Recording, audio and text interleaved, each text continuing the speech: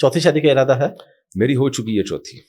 अच्छा, जी जी 4 हो गई हैं जी हाँ, माशाल्लाह। दादा थे मदरसे में पढ़ाया करते थे, बड़े बड़े उलमा वहाँ के इंडिया में, उनसे हाफिज है। मुझे तो उलमा की तरफ से बहुत सख्त तंबीहात हुई हैं कि भाई आप अपना स्टाइल चेंज करो। मुझे पहली मस्जिद से एक बेस में निकाला गया। एक फिल्म आई थी, सिनेमा घर में गए थे हम अपने रिलेटिव के साथ, और इतनी बोर थी, पाकिस्तानी फिल्म थी कि आधे से ही वापस आ गए थे उठ के। लेकिन उसमें इतना एहसास होता है कि यार उस दौर के गानों के अल्फाज थे, उनकी शायरी थी। हलाल में अल्लाह ने इतनी बरकत रखी है, आप निकाह करें, ज्यादा शादियां करें, तो फिर नहीं इतने जज्बात नहीं रहते इंसान। अच्छा, शादी के लिए ऑफर्स भी तो आती रही होंगी, डायरेक्टली भी कभी ऑफर्स? तो ऑफिसर ने मेरा ये ख्याल किया, उसने कहा मैं बिल्कुल पीछे छप्पड़ में बाइक खड़ी कर रहा हूँ, वरना सुबह कोई गारंटी नहीं है। जब मैं मशहूर हुआ हूँ जी जी, तो फिर तो रिश्ते पीछे पीछे हम आगे आ गए। फिर जो हमें रिपोर्ट्स मिली थी कि आपका नाम भी उसमें होता है, इवन मौलाना तारिबिल साहब का नाम भी था। इसलिए इस जमाने में आपको थोड़ा सा ब्रॉड माइंडेड बनना पड़ेगा। तो जब आप बनाते ही हैं चाय, तो फिर घर वालों को भी आप ही क्या बना देते हैं, वही जरा पानी डाल देना हमारे लिए। तो विजिट को आपने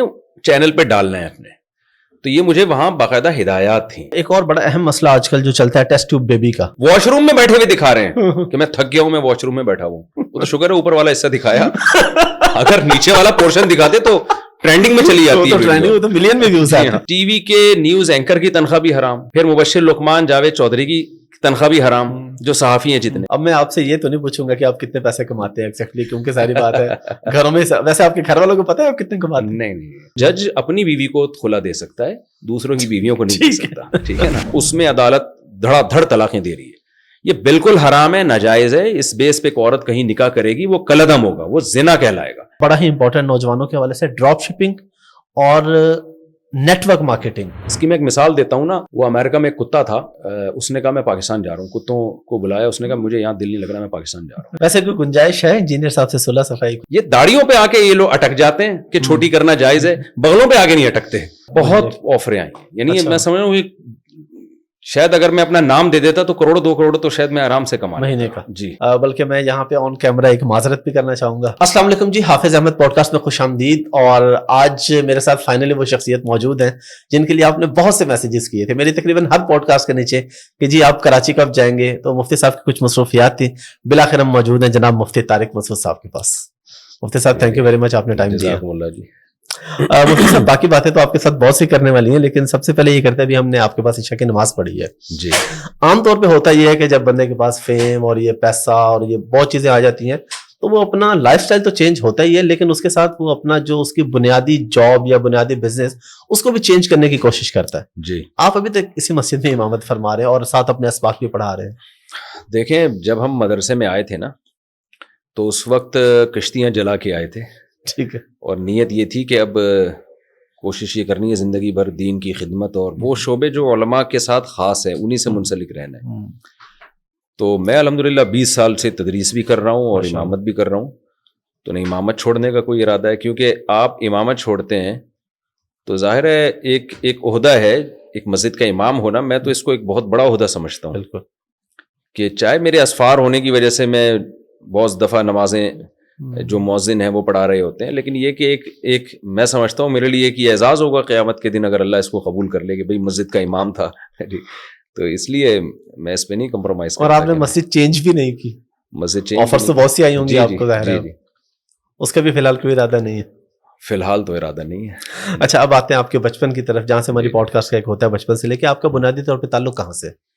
देखें, हम लोग हैं सहारनपुर के, मेरे वालिदैन इंडिया। अच्छा, सहारनपुर में संसारपुर, वहाँ मेरे दादा थे, मदरसे में पढ़ाया करते थे और 60 साल उन्होंने मदरसे में पढ़ाया है। 60 ईयर्स, बहुत हजारों बच्चे हाफिज बने उनसे, बड़े बड़े उलमा वहाँ के इंडिया में उनसे हाफिज हैं।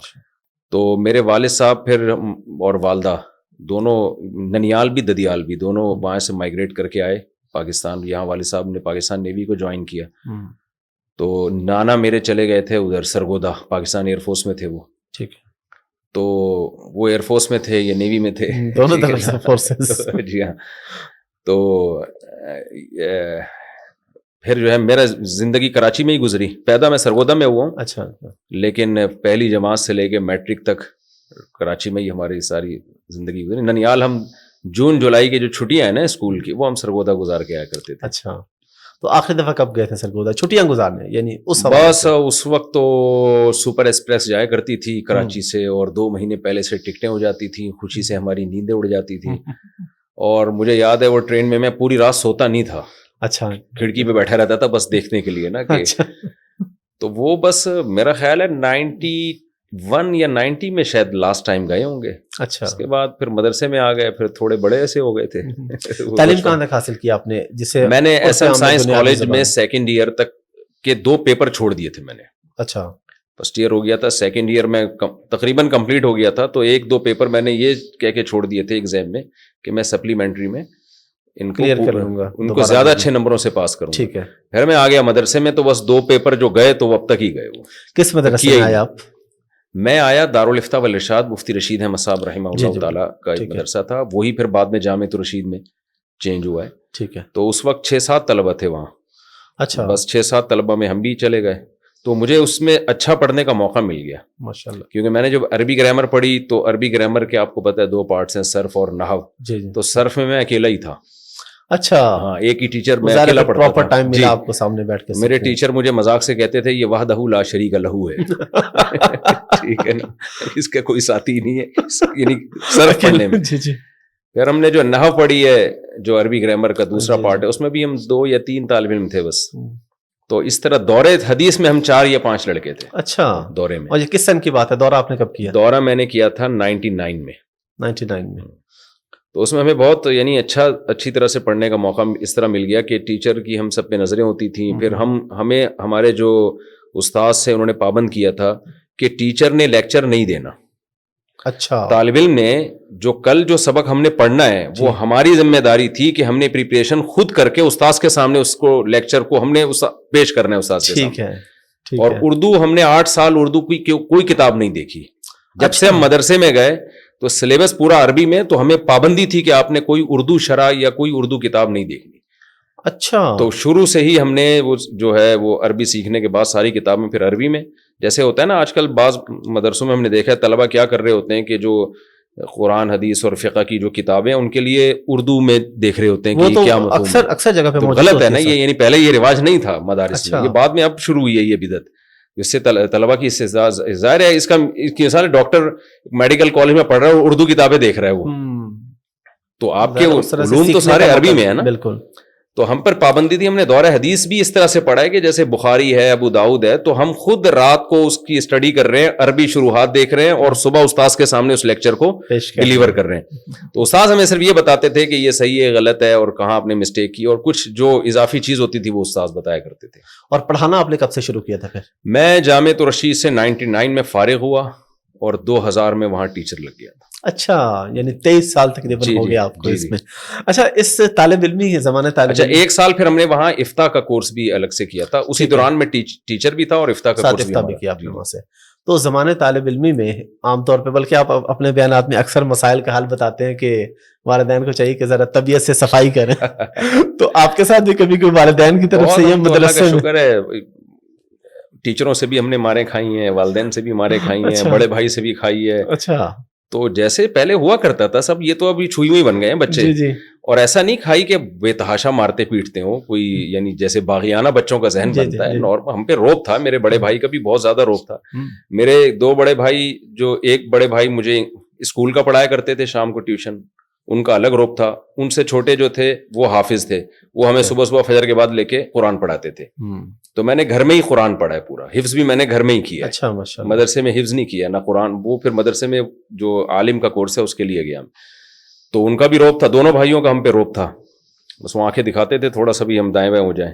اور والد صاحب کا الگ روب تھا. والد صاحب کا کام تھا اسکول مجھے چھٹی نہ کرنے دینا, اس میں پٹاؤں بہت دفعہ. اچھا, تو والدہ سے بھی ہم نے مار کھائی الحمدللہ.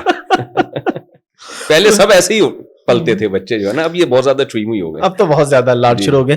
کوئی شرارت آپ کو یاد ہے زمانے طالب علم میں, کوئی زبردست قسم کی شرارت آپ نے کی؟ میں اسکول سے جب آتا تھا نا تو شام کو ہماری میڈم پڑھایا کرتی تھی, جو اسکول کی پرنسپل تھی, وہی شام کو ٹیوشن بھی ہم انہی کے پاس پڑھنے. ٹھیک ہے, ابھی تک ماشاءاللہ حیات ہیں, اللہ ان کی عمر میں برکت دے. آمین. اور بہت ذمہ داری سے پڑھاتی تھی. آج کل ٹیچروں میں آپ کو یہ چیز نہیں ملے گی, شاید پیسے ویسوں کا زیادہ ہو گیا ہے. تو وہ پھر کیا کرتی تھی, میں جب جاتا تھا تو میرے اوپر ان کی نظر تھی, ہوم ورک نہیں کیا تو پٹاخ سے تب پڑھاتا تھا ان کا. ٹھیک ہے, کیا ہوا ہے کہ جی مجھے تو شوق نہیں, بچوں کو کہاں شوق ہوتا ہے پڑھنے لکھنے کا. ایک دن مجھے یاد ہے 3 بجے ٹیوشن کا ٹائم تھا, میں نے کہا بہانہ کرتا ہوں چھٹی کا. تو گھر میں ایک صوفہ دیوار کے ساتھ رکھا ہوا تھا, میں صوفے کے پیچھے جا کے نا سجدے کی حالت میں چھپ گیا میں. ٹھیک ہے. والدہ میری تلاش کرتی کہیں گیا کہاں ہے, یہ کرتی رہی. 1 گھنٹہ تلا, اور میں 1 گھنٹہ اس طرح سجدے میں. اچھا. جب مجھے یقین ہو گیا اب ٹیوشن کا ٹائم ختم ہو گیا تو میں نکل کے آیا, اور مجھ سے چھوٹی بہن تھی, اس پہ میں نے الزام لگایا, امی اس نے مجھے اتنی زور سے مارا ہے کہ میں 1 گھنٹے سے وہاں پڑا ہوا ہوں. اچھا. یعنی مجھے یاد لگتا ہے, اللہ معاف فرمائے, اتنا کلیئر جھوٹ. اور میری والدہ اس کو ڈانٹ رہی ہیں کیونکہ مجھے بہانہ سمجھ میں نہیں آ رہا تھا. تو اب میں سوچتا ہوں کہ بھائی تو چلا جاتا وہ زیادہ آسان تھا. 1 گھنٹہ بیچاری وہ میڈم ہماری اتنی سخت تو نہیں تھی نا, زیادہ زیادہ ہوم ورک نہیں کیا, 1 آدھ تھپڑ لگا دیتی وہ. لیکن میں 1 گھنٹہ وہاں سردے کی حالت میں پڑھا رہا ہوں, اور بلی اس کے اوپر ڈال دی میں نے. تو اس طرح ہوتا ہے بچپن میں ایسی. کتنے بہن بھائی ہیں آپ؟ ہم 7 بہن بھائی, ایک کی ڈیتھ ہو گئی, اللہ ان کی مغفرت کرے. اور بچے کتنے ہیں آپ کے؟ بچے مجھے ہر دفعہ سوچنا پڑتا ہے, ابھی تک پونے 16 ہیں الحمدللہ. اچھا 2 میرے ربیب بھی ہیں, ربیب یعنی جو جن میں نے کسٹڈی میں ہے, یعنی جو مجھے ملے تھے جہیز میں. ٹھیک ہے. وہ ملا کے پونے 18. اچھا ماشاءاللہ. اور بیگمات تو 3 ہیں, وہ تو سب جانتے ہیں. اکٹھی رکھی ہوئی ہیں الگ الگ؟ نہیں الگ ہے. کبھی اتفاق ہوا اکٹھے رکھنے کا؟ نہیں, اکٹھا پہلے ہوا ہے 2-3 دفعہ ہوا ہے. اچھا, وہ اچھا اتفاق نہیں ہوا. ہے تو بڑا مشکل کام ویسے. جی. تو آپ کیسے کر لیتے ہیں یہ کام, یہ کیسے کیا ہوا ابھی تک آپ؟ تو یہ جی میں نے آپ کو صحیح بات بتاؤں, بہت ٹینشن میں ٹائم گزارا ہے. اچھا. میں جو لوگوں سے کہتا ہوں 2-2 3-3 شادیاں کرو, جی, یہ اس لیے کہتا ہوں یہ خواتین کی ضرورت ہے. رشتوں کی کمی خواتین کے لیے, مردوں کے لیے نہیں ہے. تو اس میں ٹینشن ٹھیک ٹھاک ہے. میں لوگوں سے کہتا ہوں یہ کام آپ جہاد کی نیت سے کریں, مزوں کی نیت سے نہ کریں. ٹھیک ہے. تو میں نے 8-10 سال بہت ٹف ٹائم گزارا. میں تو اس کو ٹف نہیں کہتا, مجھے تو ڈر لگتا ہے کیونکہ جب ہم لوگوں کے حالات دیکھتے ہیں تو پتہ نہیں کیا کیا مصیبت ہے. لیکن اگر ہم کمپیئر کریں ایک نارمل لوگوں سے جو بڑے ہنسی خوشی زندگی گزار رہے ہیں, تو میں نے بہت, کیونکہ مینج کرنے میں اس لحاظ سے مشکلات ہوتی ہیں کہ آپ تھوڑا وہاں زیادہ بیٹھ گئے تو دیکھیں جب ایک ہوتی ہے نا, آپ گھر سے باہر ہیں, اس کو پتہ ہے یہ گھر سے باہر دوستوں میں بیٹھا ہوگا, لیکن 2-3 ہے تو وہ وہاں کیوں بیٹھا ہوا ہے, وہ ان کو خیال ہوگا شاید وہ وہاں بیٹھا ہوا ہے. تو آدمی سارا دن وہ ایکسپلینیشن ہی پیش کرتا رہتا ہے, یعنی ایکسپلین ہی کرتا رہتا ہے بیٹھ کے. میں وہاں نہیں بیٹھا تھا, میں وہاں بیٹھا تھا, اور میں نے وہاں چائے نہیں پیا میں نے. اب جا کے الحمدللہ حالات کافی سیٹ ہو گئے. تو انشاءاللہ پھر آپ کی جنت تو آسان ہے, اللہ کرے, جس نے زندگی میں اتنی ٹینشن دیکھی ہو. تو اور ٹینشن میں ایک بڑی ٹینشن یہ بھی ہوتی ہے نا کہ جب آپ کر رہے ہوتے ہیں تو ظاہر ہے پرانا سسرال آپ کو چھوڑتا تو نہیں اتنے آرام سے. ان کی طرف سے جو, یعنی جب آپ کی وائف کو پتا ہو کہ آپ نے دوسری کرنی ہے تو ٹینشن وہیں سے شروع ہے. بالکل. یعنی کرنا تو بات کی بات ہے نا, اس کو جب پتا ہے کہ آپ نے کرنی ہے, ذکر بھی کر دیا, تو وہیں سے ٹینشن شروع ہو گئی.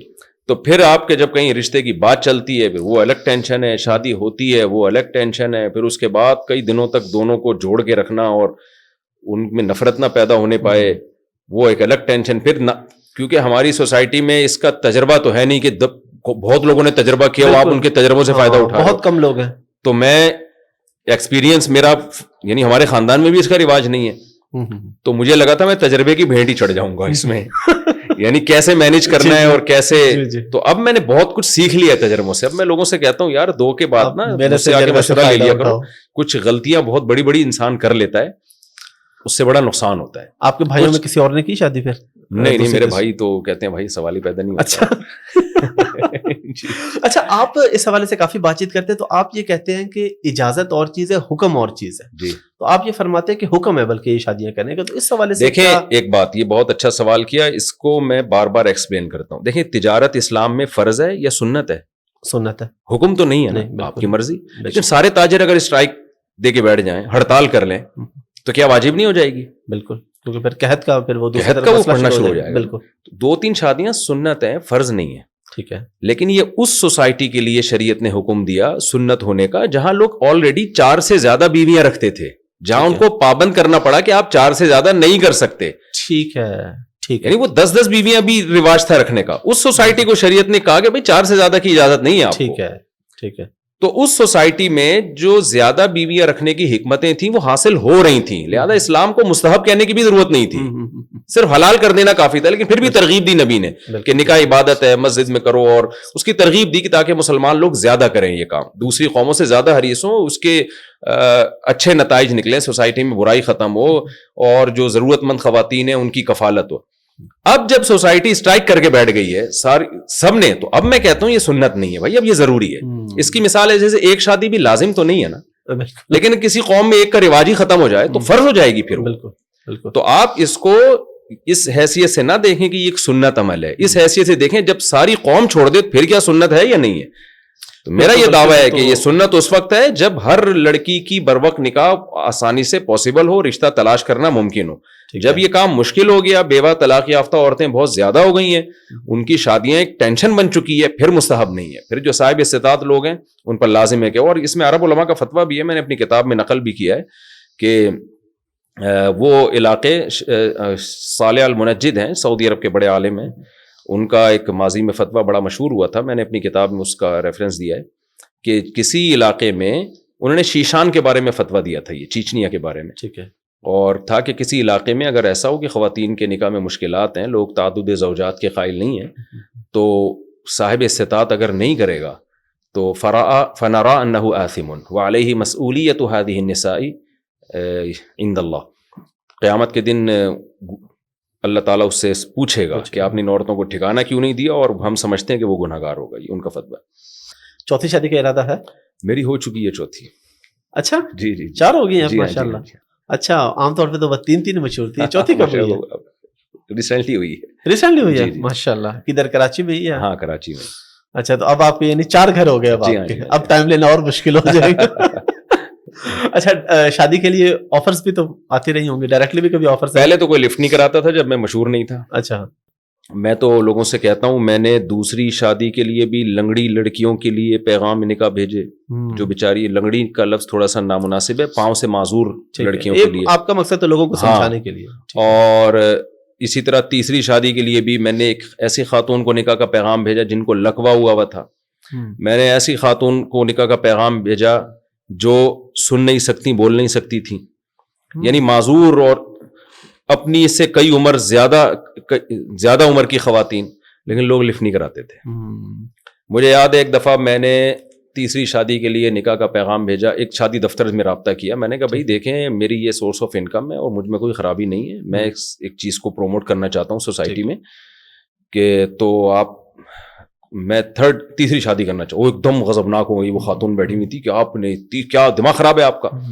میں نے کہا آپ کے یہاں ایسی خواتین بھی ہوتی ہیں نا جو ضرورت مند ہو, میں ان سے نکاح کر کے ان کو ٹھکانہ دینے کے لیے تیار ہوں. نہیں بھائی, انہوں نے ایسا غصے سے مجھے سنائی ہے. تو یہ میرے ساتھ لوگوں کا رویہ تھا. ٹھیک ہے. ایسا بھی ہوا ہے کہ جی میں شادی دفتر گیا, مجھے پتا چلا جی وہ لانڈھی میں کورنگی میں ایک بیچاری طلاق یافتہ خاتون ہے اور ان کے والد اتنے سے پریشان ہیں. میں جناب بائک اٹھائی, ہم نے GTO 125 رکھی, اسٹائل ہمارے شروع سے اسی ٹائپ کے ہیں, ٹھیک ہے نا, شوق اسی طرح کے رہے. پہنچ گئے جی وہاں پہ, اور وہاں گئے ہیں تو لفٹ ہی نہیں کرائی, غصہ کیا ان لوگوں نے. تو لوگ مجھے کہتے ہیں نا آج ہمیں تو کوئی رشتہ نہیں دیتا, تو میں کہتا ہوں یار آپ لوگوں نے اس طرح اسٹرگل کی نہیں ہے جیسے ہم نے کی ہے. گلگت بھی گئے ہیں ہم, چترال بھی گئے ہیں, KPK بھی گئے ہیں, پنجاب بھی گئے ہیں, کراچی کا بھی کوئی علاقہ نہیں چھوڑا ہوگا میرا خیال ہے. تو لوگ اس کو ایکسپٹ ہی نہیں کرتے تھے, مانتے ہی نہیں تھے, کہتے تھے کیوں بھائی. میں کہ یار آؤ میرے گھر دیکھو, میں کوئی 2 نمبر آدمی نہیں ہوں. میں وہ کہہ رہے ہیں آپ 2 نمبر ہو, جو دوسری کر رہا ہے تیسری کر رہا ہے وہ بندہ ہی ٹھیک نہیں ہے. لوگوں کا یہ کانسیپٹ تھا, وہ ٹھیک ہو ہی نہیں سکتا. تو لیکن بہرحال پھر ہو بھی گئی الحمدللہ. اس کے بعد تو پھر ایسا ہوا ہے کہ جی جب میں مشہور ہوا ہوں تو پھر تو رشتے پیچھے پیچھے ہم آگے آ گئے. پھر ہم کہہ رہے یار اچھا, پھر جن لوگوں نے انکار کیا تھا نا وہ بھی آ گئے 10 سال کے بعد رابطہ کر رہے ہیں کہ جی, تو وہ پھر اس کے بعد جا کے رابطہ کر رہے ہیں. تو میں کہتا آپ اس وقت کر لیتے, آج شاید سکون میں ہوتے, خوشی میں ہوتے. تو ڈائریکٹ آفرز بھی آئی کبھی؟ ڈائریکٹ آفر آئی جی, بہت دفعہ آئی. ابھی جو آپ نے شادی کی ہے یہ اگر آپ بتانا چاہے تو طلاق یافتہ ویسے یا نہیں؟ یہ میری پہلی 2 وائف طلاق یافتہ ہیں, جی جی, لاسٹ 2 وائف کماری ہیں. اچھا مفتی صاحب, آپ مشہور کب ہوئے تھے؟ کوئی پہلی ویڈیو وائرل یا جب یعنی آپ کا صحیح نام بن گیا ہوئی کون سے سن کی بات؟ 2007 میں میری ویب سائٹ بنائی تھی عثمان بھائی ہمارے, انہوں نے مفتی طارق مسعود .com کے نام سے. ٹھیک ہے. مشہور تو میں اس سے بھی پہلے تھا لیکن اتنا زیادہ نہیں. ٹھیک ہے. مشہور اس حوالے سے تھا, مجھے یاد ہے 2006 میں میں کہیں دعوت میں تھا, علماء بھی تھے اس میں, تو مسلسل میرے پاس مسائل پوچھنے کی لوگوں کے پاس سے کالز آ رہی تھیں, امریکہ سے بھی, انڈیا سے بھی, UK سے بھی. تو وہ واقعہ مجھے یاد رہ گیا. تو وہ حضرات پوچھ رہے تھے کہ بھائی اتنی دنیا بھر سے کالز آپ کے پاس کہاں سے آ رہی ہیں, کیونکہ میں بیان تو کرتا تھا. جی جی. تو وہ لنک سے لنک نکلتے نکلتے تو تھوڑا سا فیمس ہو گیا تھا. ٹھیک ہے. لیکن یہ کہ جو زیادہ فیمس ہوا ہوں 2007 میں انہوں نے ویب سائٹ بنائی, مجھے بتائے بغیر ہی بنا دی, مفتی طارق مسعود .com کے نام سے. ٹھیک ہے. میرے بیانات انہوں نے آڈیو بیانات ڈالنا شروع کیے. ٹھیک ہے. تو مجھے یہ بتاتے تھے اتنے پھیل گئے ہیں اور اتنے بیانات ہو گئے ہیں, میں لفٹ نہیں کراتا تھا ان کو. تو 2 سال تک بہت زیادہ وہ بیان وائرل ہو گئے, آڈیو بیان ہوتے تھے اس وقت.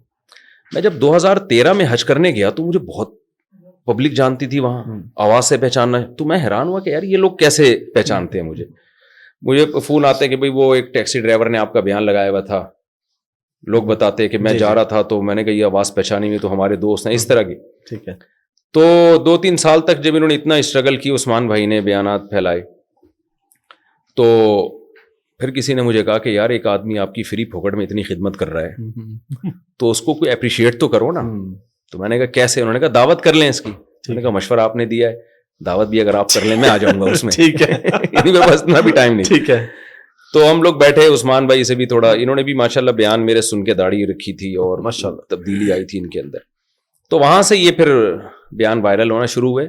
پھر احمد طالب جو ابھی امریکہ میں ہمارے ایڈمن ہیں, یہ یہاں لنڈی کوتل چورنگی پہ میرا بیان ہوا کرتے تھے, یہاں آیا کرتے تھے. ٹھیک ہے. یہ انہوں نے بھی ماشاءاللہ داڑھی رکھی, پورے چینج ہوئے, یہ پورا ان کا گھر کا ماحول تبدیل ہوا. تو انہوں نے پھر یوٹیوب چینل بنایا. 2000 چینل تم نے بہت بعد میں بنایا ہے, اسے 2018 میں لوگ لگا رہے تھے آپ کی آڈیوز ویڈیوز یوٹیوب پہ. ہاں یوٹیوب پہ میں آ چکا تھا. دوسرے لوگ آتے تھے کیمرے سے ویڈیو ریکارڈ کر کے جاتے, ہم نے اجازت دی ہوئی تھی سب. ٹھیک ہے.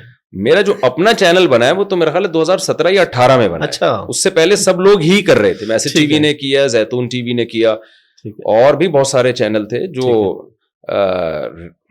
یعنی اسلامک گروپ تھا ایک وہاں کا انڈیا کا, وہ تو 2 ملین سبسکرائبر تک پہنچ چکا تھا. اچھا, آپ کی ویڈیوز ڈال رہے ہیں ماشاءاللہ. تو پھر احمد بھائی نے کہا کہ بھائی ہم اپنا چینل کیوں نہیں بناتے, کیونکہ اس میں بڑا مسئلہ یہ ہو رہا تھا, کوئی ایسی بات چلی گئی جو ہمیں رجوع کرنا پڑا اس سے, یا کوئی نامناسب بات چلی گئی. بالکل. تو ہم پھر بہت سے چینلوں کے سامنے بھیک مانگ رہے ہوتے تھے, یار اس کو ڈیلیٹ کرو, کرتے نہیں تھے. بالکل. تو ہمیں لوگوں نے کہا بھائی مجھ صاحب یہ بہت ہی ایک سینسٹیو حساس معاملہ ہے, آپ کا اپنا چینل ہونا چاہیے, پہلے ویڈیو اس پہ جائے گی تاکہ کوئی بات نامناسب جاتی ہے, انسان ہے نا, زبان لڑکھڑا جاتی ہے, تو اسٹرائک تو دے سکیں آپ. بالکل. تو اس کا مین پرپز یہ تھا. اس پہ اللہ تعالیٰ احمد بھائی کو جزائے خیر دے, انہوں نے بہت محنت سے, ہمیں سارے مخلص لوگ ہی ملے, لالچی نہیں ملا. ماشاءاللہ. انڈیا کبھی گئے بھی ہیں آپ؟ نہیں, انڈیا بہت شوق ہے جانے کا. اچھا. انڈیا بہت شوق ہے ہمارے. تو دارالعلوم بھی دیکھنے کا شوق ہے, دارالعلوم دیوبند ہے اور بہت سارے مظاہر علوم ہے وہاں, اور ہمارا تو باپ دادے وہیں کے ہیں. اصلاً ہم پٹھان ہیں. اچھا. تو خان جو ہے نا وہ انڈیا ہجرت کر کے جو پٹھان بہت سارے گئے ہیں, تو اصلاً ہم پٹھان لوگ ہیں, لیکن اردو اسپیکنگ, چونکہ وہاں جا کے جو پٹھان آباد ہوئے ہیں ظاہر ہے پھر ان کی زبانیں چینج ہو گئی. تو دل تو بہت چاہتا ہے انڈیا جانے کا. مفتی صاحب آپ کا جو انداز ہے یہ آپ نے پلان کر کے بنایا تھا, خاص طور پہ جو لطیفوں والا ہے اس کا ایک بڑا, بلکہ ہم تو اسے کہتے ہیں آپ کے پاس ایک گدڑ سنگھی ہے یہ, کہ نوجوان لطیفے سنتے سنتے ماشاءاللہ ایسا ایسا دین کی طرف آ جاتے ہیں. دیکھیں اگر آپ سیدھی دین کی بات کریں نا تو اتنے لوگ نہیں سنتے غور سے, طریقے سے آپ لوگ دیکھیں کوئی بھی چیز اگر آپ بناتے ہیں نا تو وہ کبھی بھی سوسائٹی میں چلتی نہیں ہے. جو نیچرل ہے نا وہی قبول ہوتا ہے, یعنی ایکسیپٹیبل وہی چیز ہوتی ہے جو نیچرل. تو میں اگر بیان بناوٹ کر کے کرتا تو میرا خیال ہے نہیں چلتا. جو تھا جیسا لڑکوں کے سامنے بیٹھا ہو, جیسے گھر میں ہوتے ہیں ویسے ممبر پہ آگے بیٹھ جاتا ہوں ماشاءاللہ. تو کیونکہ ذہن میں کبھی ہم نے یہ رکھا ہی نہیں نا کہ ہم نے کوئی مشہور ہونا ہے یا ہم نے کوئی اپنے بیان میں بہت اثر ڈالنا ہے. جو ہمارے حضرات نے ہمیں بتایا کہ بھئی آپ اچھی نیت سے لوگوں کی اچھی اصلاح کے جذبے سے آپ بات کرو. تو آ کے ہم نے باتیں شروع کر دی ممبر پہ, اور میں بہت پہلے سے بیان کر رہا ہوں, میں 93 سے بھی پہلے سے کر رہا ہوں. میرے دوست احباب بچپن کے جانتے ہیں, تبلیغ جماعت والے آتے تھے, میرے والد صاحب ہمارے مسجد کے ذمہ دار بھی تھے وہاں تبلیغ جماعت کے, تو مجھے کھڑے کرتے تھے بیان کے لیے. پھر گھر میں ماحول تھا, والد صاحب اکثر نصیحت کرتے رہتے تھے, تو گھر میں اس طرح کا ماحول ہو تو انسان پھر بولنا سیکھ جاتا ہے. اسکول میں بھی ہم خلیفے بنے رہتے تھے. اچھا, نصیحتیں چلتی رہتی تھی ہمارے. ٹھیک ہے. صحیح نا, کالج میں بھی ایسے ہی تھا, بیٹھ کے سمجھا رہے ہیں. تو مجھے تو کالج میں لڑکے کہتے تھے یار تم تو مدرسے جاؤ, تم یہاں کیا کر رہے ہو. تو محلے میں میں اپنے محلے کا خلیفہ بنا ہوا تھا. یعنی خلیفے ہوتے ہیں نا جو ذرا یہ کرو یہ نہیں کرو, اس ٹائپ کے نصیحت کرتے چلتے رہتے تھے. ہمارا گھرانہ اس ٹائپ کا مذہبی گھرانہ تھا. تو پھر یعنی تکلف نہیں کیا اس میں کبھی. یہ میرا بالکل نیچرل ہے, اور اس میں میں سمجھتا ہوں کہ یہ عیب دار ہے. مجھے تو علماء کی طرف سے بہت سخت تنبیہات ہوئی ہیں کہ بھائی آپ اپنا اسٹائل چینج کرو, کہ آپ سنجیدگی پیدا کرو. ہمارے اپنے اساتذہ کی طرف سے اتنی ڈانٹیں پڑتی تھی کہ یار آپ کیا کر رہے ہو ممبر پہ, آپ کیوں لطیفہ سنا رہے ہو, آپ کیوں ہنسا رہے ہو. تو میں پھر ریزرو ہوتا تھا تھوڑا, لیکن نہیں, ظاہر آپ نیچر کے خلاف کیسے چلیں. پھر آتا تھا میں کہ ایسی کی تیسی یار. لیکن اس کا سب سے بڑا بینیفٹ یہ ہے نا کہ لطیفے سنتے سنتے دیکھیں 1.5 گھنٹوں کے بیان نہیں سن سکتا کوئی. بالکل یہی بات ہے. ابھی پرسوں ایک ہمارے ریلیٹیو ہیں, ان کی اہلیہ ایجڈ خاتون ڈاکٹر ہیں, وہ بہت ماشاءاللہ وہ مریضوں کا علاج بھی کرتی ہیں, بہت سو کا فری میں کرتی ہیں, بہت زیادہ سنتی ہیں مجھے. پرسوں کی بات ہے, انہوں نے مجھے کہا کہ بھائی میں 2 گھنٹے کے بیان کسی کے نہیں سنتی, آپ کے سن لیتی. اچھا, علماء تو ظاہر ہے وہ اپنی لحاظ سے مجھے صحیح نصیحت کر رہے تھے کہ آپ نہ ہنسائیں لوگوں کو, آپ سنجیدگی پیدا کریں, رلائیں زیادہ, خوف پیدا کریں. میں کہتا تھا بھائی مجھ سے نہیں ہو پا رہا, جو میں نیچرل وے سے ہٹ جاؤں گا تو وہ تکلف لگے گا. تو جو میں ہوں میں ویسا ہی ہوں بھائی, جس نے سننا ہے سنے, نہیں سننا. مجھے پہلی مسجد سے ایک بیس میں نکالا گیا. میں پہلے مسجد میں امام تھا, 2004 کی بات ہوگی. میں نے بیان کیا ایسے ہی, تو وہ صدر صاحب اتنا غضبناک, آپ مسجد میں ہنسا رہے ہو لوگوں کو. میں نے کہا میں کوئی ایسا تو نہیں ہنسا رہا نا کہ مسجد کی بے ادبی ہو, کہ کہہ کے مار کے لوگ زمین پہ لیٹ جائیں. تھوڑا سا خوش, الحمدللہ میرے لطیف مسجد میں جو ہیں وہ اس میں توہین مسجد کی نہیں ہوتی, یا میرا اسٹائل وہ نہیں ہوتا جس سے مسجد کی توہین ہو. ایک خوش مزاجی آپ کہہ سکتے ہیں اس کو, وہ ایک فطرت میں ہے, تو وہ میں کیسے یعنی اس کو چھوڑ سکتا ہوں. تو نہیں ہوا. میں نے کہا بھائی اسی طرح چلیں گے تو ٹھیک ہے, نہیں تو میں نہیں, اپنے آپ کو بہت مشکل ہے میرے لیے چینج کرنا. اور آٹومیٹیکلی جب آپ کا کوئی لطیفہ سنتا ہے بندہ, تو اس کے بعد اگلے 15-20 منٹ بیان بھی سن لیتا ہے, تو کوئی نہ کوئی کام کی بات پلے پڑ جاتی ہے. اچھا, میرے بیان میں لطیفے اتنے ہوتے نہیں ہیں جتنا مشہور کر دیا ہے. وہ بیان تھوڑا سا میں وہ وے آف یعنی جو اسپیچ ہے, آپ اس کو کہہ سکتے ہیں کہ تھوڑا ہلکا ہوتا ہے. بالکل وہ ہلکا ہے, اس میں ہنسی مذاق چلتا رہتا ہے. لطیفے تو میرا خیال ہے اتنے لطیفے بندہ لائے گا کہاں سے, میں تو 15 سال سے بیان کر رہا ہوں, اتنے تو لطیفے مارکیٹ میں ہوں گے نہیں. ویسے کہیں پڑھے ہیں آپ نے کوئی کتاب؟ نہیں ایسا کچھ نہیں ہے. اچھا, سنا کے. اچھا, بچپن میں کوئی مووی وغیرہ دیکھی کبھی سینما جا کے؟ ایسی باتیں آپ پوچھ رہے ہیں, بچپن میں تو سارے دیکھ رہے ہوتے ہیں, ہم نے بھی توبہ کر لی تھی. مولانا طارق اسماعیل صاحب نے پوچھا, انہوں نے سب کچھ کھل کے بتایا. انڈین فلمیں دیکھی تھی بچپن میں, دوستوں کے ساتھ چھپ چھپا کے دیکھ لیا کرتے تھے. اچھا, لیکن ہم نے جلدی توبہ کر لی تھی. اچھا جی. اس وقت کی فیوریٹ فلم کون سی تھی آپ کی؟ اچھا, ہم ایک فلم آئی تھی, سینما گھر میں گئے تھے ہم اپنے ریلیٹیو کے ساتھ, اور اتنی بور تھی, پاکستانی فلم تھی, کہ آدھے سے ہی واپس آ گئے تھے اٹھ کے. اچھا, ندیم تھا, آپ کو یاد ہوگا, ندیم بیگ. ندیم تھا آپ کا ہیرو ہماری فلموں کا. ندیم وہ زندہ تھا اس وقت. جی. ندیم اور شبنم. اچھا, ٹھیک ہے, دونوں کی فلم تھی. ٹھیک ہے. اور آپ درمیان سے اٹھ کے آئے؟ میں تو نہیں, میرے بھائی کو بور لگی تھی, وہ بھی حافظ تھے حالانکہ, چھپڑ میں ہم لوگ گئے ہوئے تھے. اچھا, ٹھیک ہے. تو اور اس طرح انڈین فلمیں دیکھی تھیں. ہمارے ایک ریلیٹیو تھے, ان کے گھر جا کے دیکھا کر. والد صاحب تو ہمارے بہت سخت تھے, ہمارے گھر میں کبھی ٹی وی نہیں آیا, اور گھر کا ماحول بھی دینی تھا, تو کزنوں کے ساتھ دیکھ لیا کرتے تھے. تو یہ جو پرانی جتنی بالی ووڈ کی فلمیں ہیں, یہ بہت ساری دیکھی. اور گانے کس کے شوق سے سنتے تھے؟ گانے بھی وہ جو پرانے گانے تھے وہ سنتے تھے, کشور کمار وغیرہ, یا اب مجھے گلوکاروں کے نام تو یاد نہیں ہے, لیکن وہ پرانے گانے کہیں سنتا ہوں تو پورے یاد آ جاتے ہیں. اچھا, جی, گانا کبھی نہیں بھولتا انسان. ہاں بالکل. مولانا صاحب سے بھی, طارق اسماعیل صاحب سے یہ بات ہو رہی تھی, انہوں نے کہا میرے اس وقت کے جو گانے سنتا ہوں تو پورے گانے یاد آ جاتے ہیں میموری میں. لیکن اس میں ایک چیز ہے, گانوں کا تذکرہ تو نہیں کرنا چاہیے, ایک بری چیز ہے, لیکن اس دور کی بہرحال شاعری تھی. یعنی کبھی وہ گانے کہیں جیسے ہم بس میں جاتے تھے, لگے ہوئے ہوتے تھے نا, تو اتنا تھا کہ ایک شاعری تھی, باقاعدہ شاعری لگتا تھا اس میں. وہ کچھ نہیں تھا جو آج کل آپ کہیں جا رہے ہو نا دھوم دھڑکا, اور سوائے اس کے کہ آپ اخلاق کو خراب کرنے کے, اور کچھ نہیں ہے. ادب تھا, یعنی ادب سے مراد اردو ادب تھا. تو یعنی اتنی بات ہے کہ اس دور میں آپ کہیں گانا لگا ہوا ہو نا, मेमोरी तो गाना ऐसी चीज है नहीं भूलता इंसान, बिल्कुल। लेकिन उसमें इतना एहसास होता है कि यार उस दौर के गानों के अल्फाज थे, उनकी शायरी थी, और अब आप कहीं जाएं म्यूजिक लगा हुआ हो, एक ढोल धमक्का शोर शराबा और ऊट पटांग के अलावा कुछ भी नहीं है। बिल्कुल। तो अच्छा, नाते गाने से मुझे वो नात के याद है कि अगर आप कोई नात सुने तो आपको आइडिया हो जाता है कि ये फलां गाने की, और इस पे आपका मौकफ क्या है, ये जो आजकल नात का हजरात पढ़ते हैं। बहुत सी नातें गानों के तर्ज पे बनाई हुई हैं, जो बिल्कुल। पुराने गाने हमने सुने हुए थे बिल्कुल। वो नात सुनते हैं तो गलत है ये। बिल्कुल। मैं समझता हूँ बहुत 100% गलत है ये। गानों का एक अलग दुनिया है, नात को आप गाने से कैसे वो उसके तर्ज पे कैसे बना सकते हैं आप, इसमें तो अभी क्योंकि हम यही गानों और वीडियोस की, इससे हटके हम बात करते हैं, सोशल मीडिया का दौर है, आप हर वक्त मोबाइल यूज कर रहे हैं, तो बद नजरी से किस तरीके से बचा जा सकता है? आपके सामने ज़ाहिर है कुछ ना कुछ ऐसी वीडियोस आ रही हैं, हो रहा है, तो क्या तरीका हो सकता है? देखें, एक तो है बदनजरी, किसी लड़की को देखना, बाकायदा कोई फुहश चीज देखना बुराई की नीयत से, ये तो सबके नजदीक हराम है, नाजायज है। ठीक है। आपने मोबाइल निकाला इस नीयत से ताकि मैं लड़कियां देखूं इसमें, ये तो नाजायज है। ठीक है। दूसरा ये है कि आप किसी भी काम से आप बाजार में जाते हैं, लड़कियां भी घूम रही हैं ना, अब उसमें आप कैसे नजर नीची रखेंगे? आप तो टकरा जाएंगे, किसी ऊपर देखेंगे तो किसी गटर में गिर जाएंगे। कराची में तो आपको पता है गटर के ढक्कन नहीं होते आमतौर पर, तो उसमें फिर यही है कि आप अपने काम से काम रखें, आप अपने दिल की हिफाजत करें जिस हद तक कर सकते हैं। तो मीडिया, फेसबुक पे भी, यूट्यूब पे भी अगर आप कोई चीज देख रहे हैं तो उसके दौरान अगर लड़कियां आती हैं तो गुजार दें उनको, आप ना गौर करें उसमें। अब आप ये करेंगे कि मेरी नजर कभी क़यामत तक पड़े ही नहीं किसी लड़की पे, तो फिर तो आपको मेरा ख्याल है घर की चारदीवारी में बंद होकर बैठना पड़ेगा। तो अल-अहकामु ततग़य्यरु बितग़य्युरि ज़मान, ज़माने की तब्दीली से अहकाम चेंज होते हैं, तो उसमें अब ये नहीं हो सकता कि नजर ही ना पड़े, बहुत मुश्किल हो जाएगा।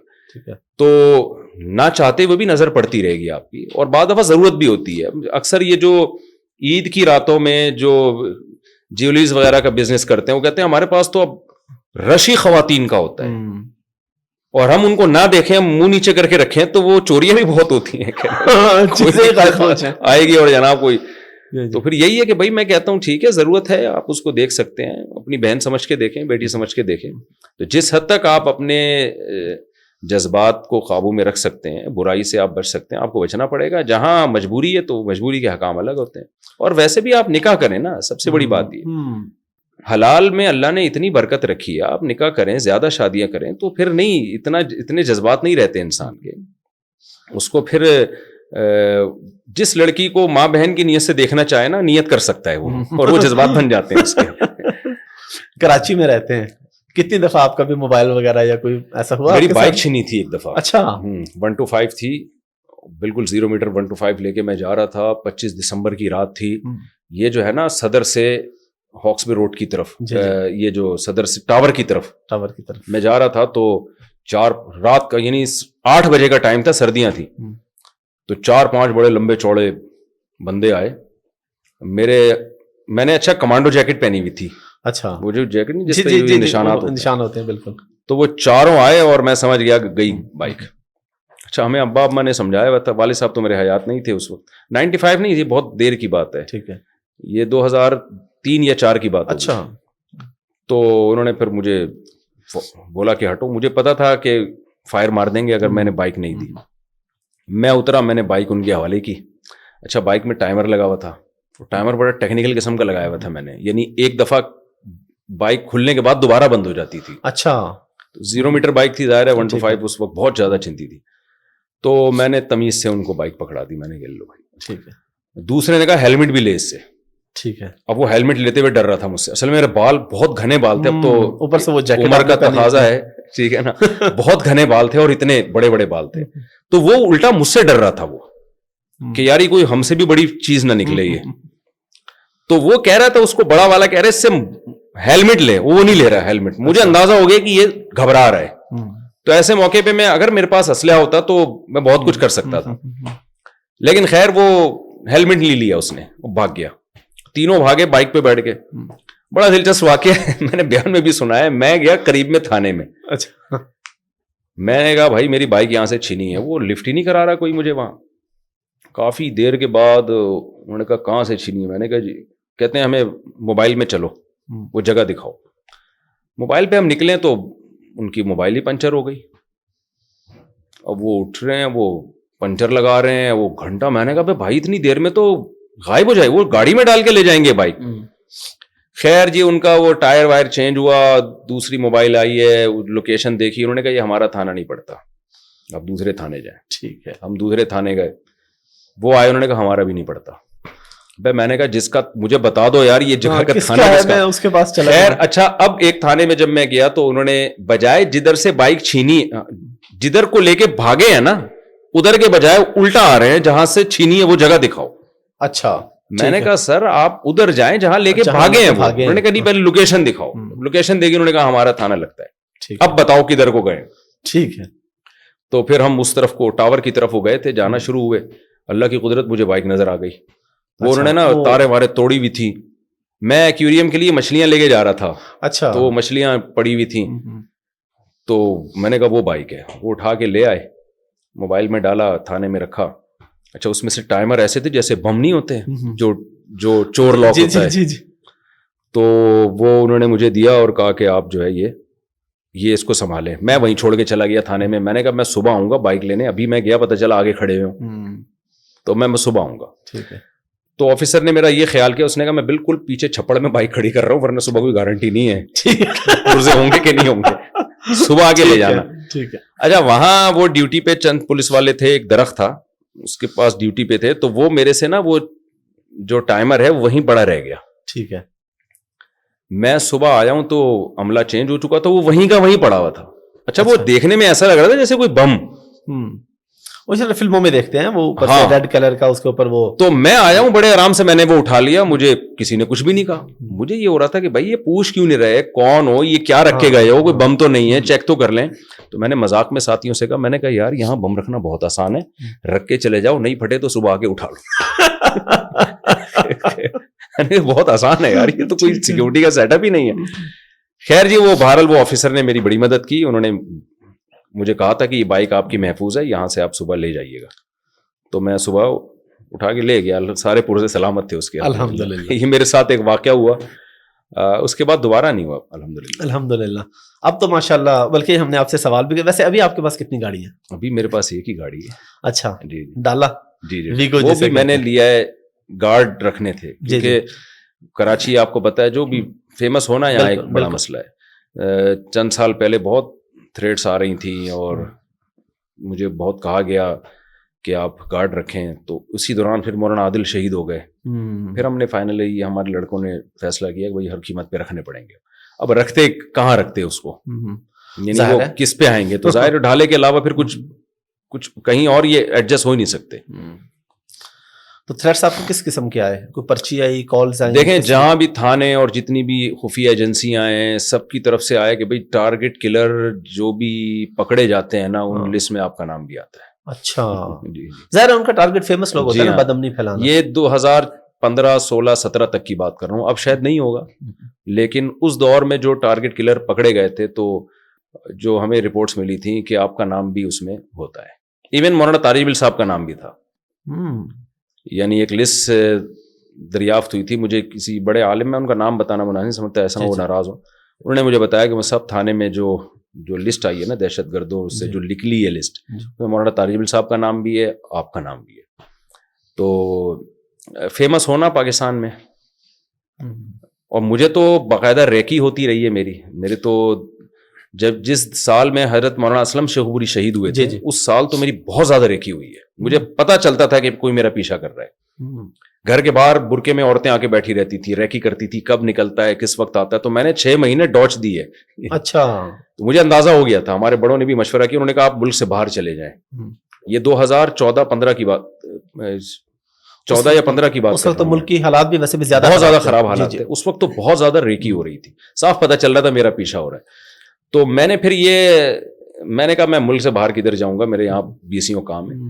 ایک تو مجھے اس کا 2-3 گھر ہونے کا بڑا فائدہ ہوا, اگلے کو پتہ نہیں چلتا تھا نکلے گا کہاں سے, اس کا گھر ہے کون سا. ٹھیک ہے نا, یہ ایک مجھے فائدہ ہوا. دوسرا میں نے یہاں مسجد والوں کو بھی بتا دیا, جامع رشید مدرسے بھی بتا دیا کہ بھائی میں کسی بھی وقت آ سکتا ہوں, کبھی بھی چھٹی کر سکتا ہوں.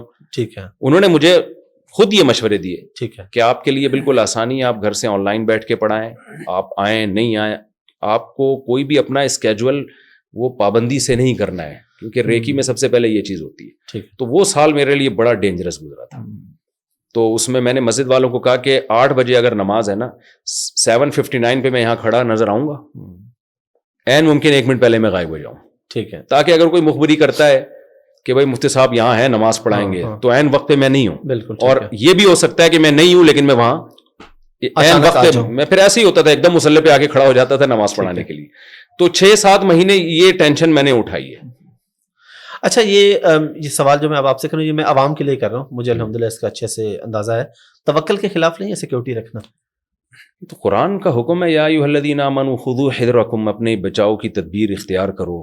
نبی صلی اللہ علیہ وسلم نے پہرے دار رکھے ہیں, صحابہ نے پہرے دار رکھے ہیں. یہ تو یعنی کہ ایسی بات ہے نا, یعنی یہ جب لوگ اپنی دکانوں پہ موٹے موٹے تالے ڈالتے ہیں تو توکل کا تقاضا تو یہ کہ آپ شٹر کھول کے چلے جائیں. توکل حدیث ہے, صحیح حدیث. صحابی آئے یا رسول اللہ میں اونٹ کے پاؤں میں رسی باندھوں یا اللہ پہ توکل کروں؟ آپ نے فرمایا شد عقالہ وتوکل علی اللہ, پہلے رسی باندھ لو پھر اللہ پہ توکل کرو.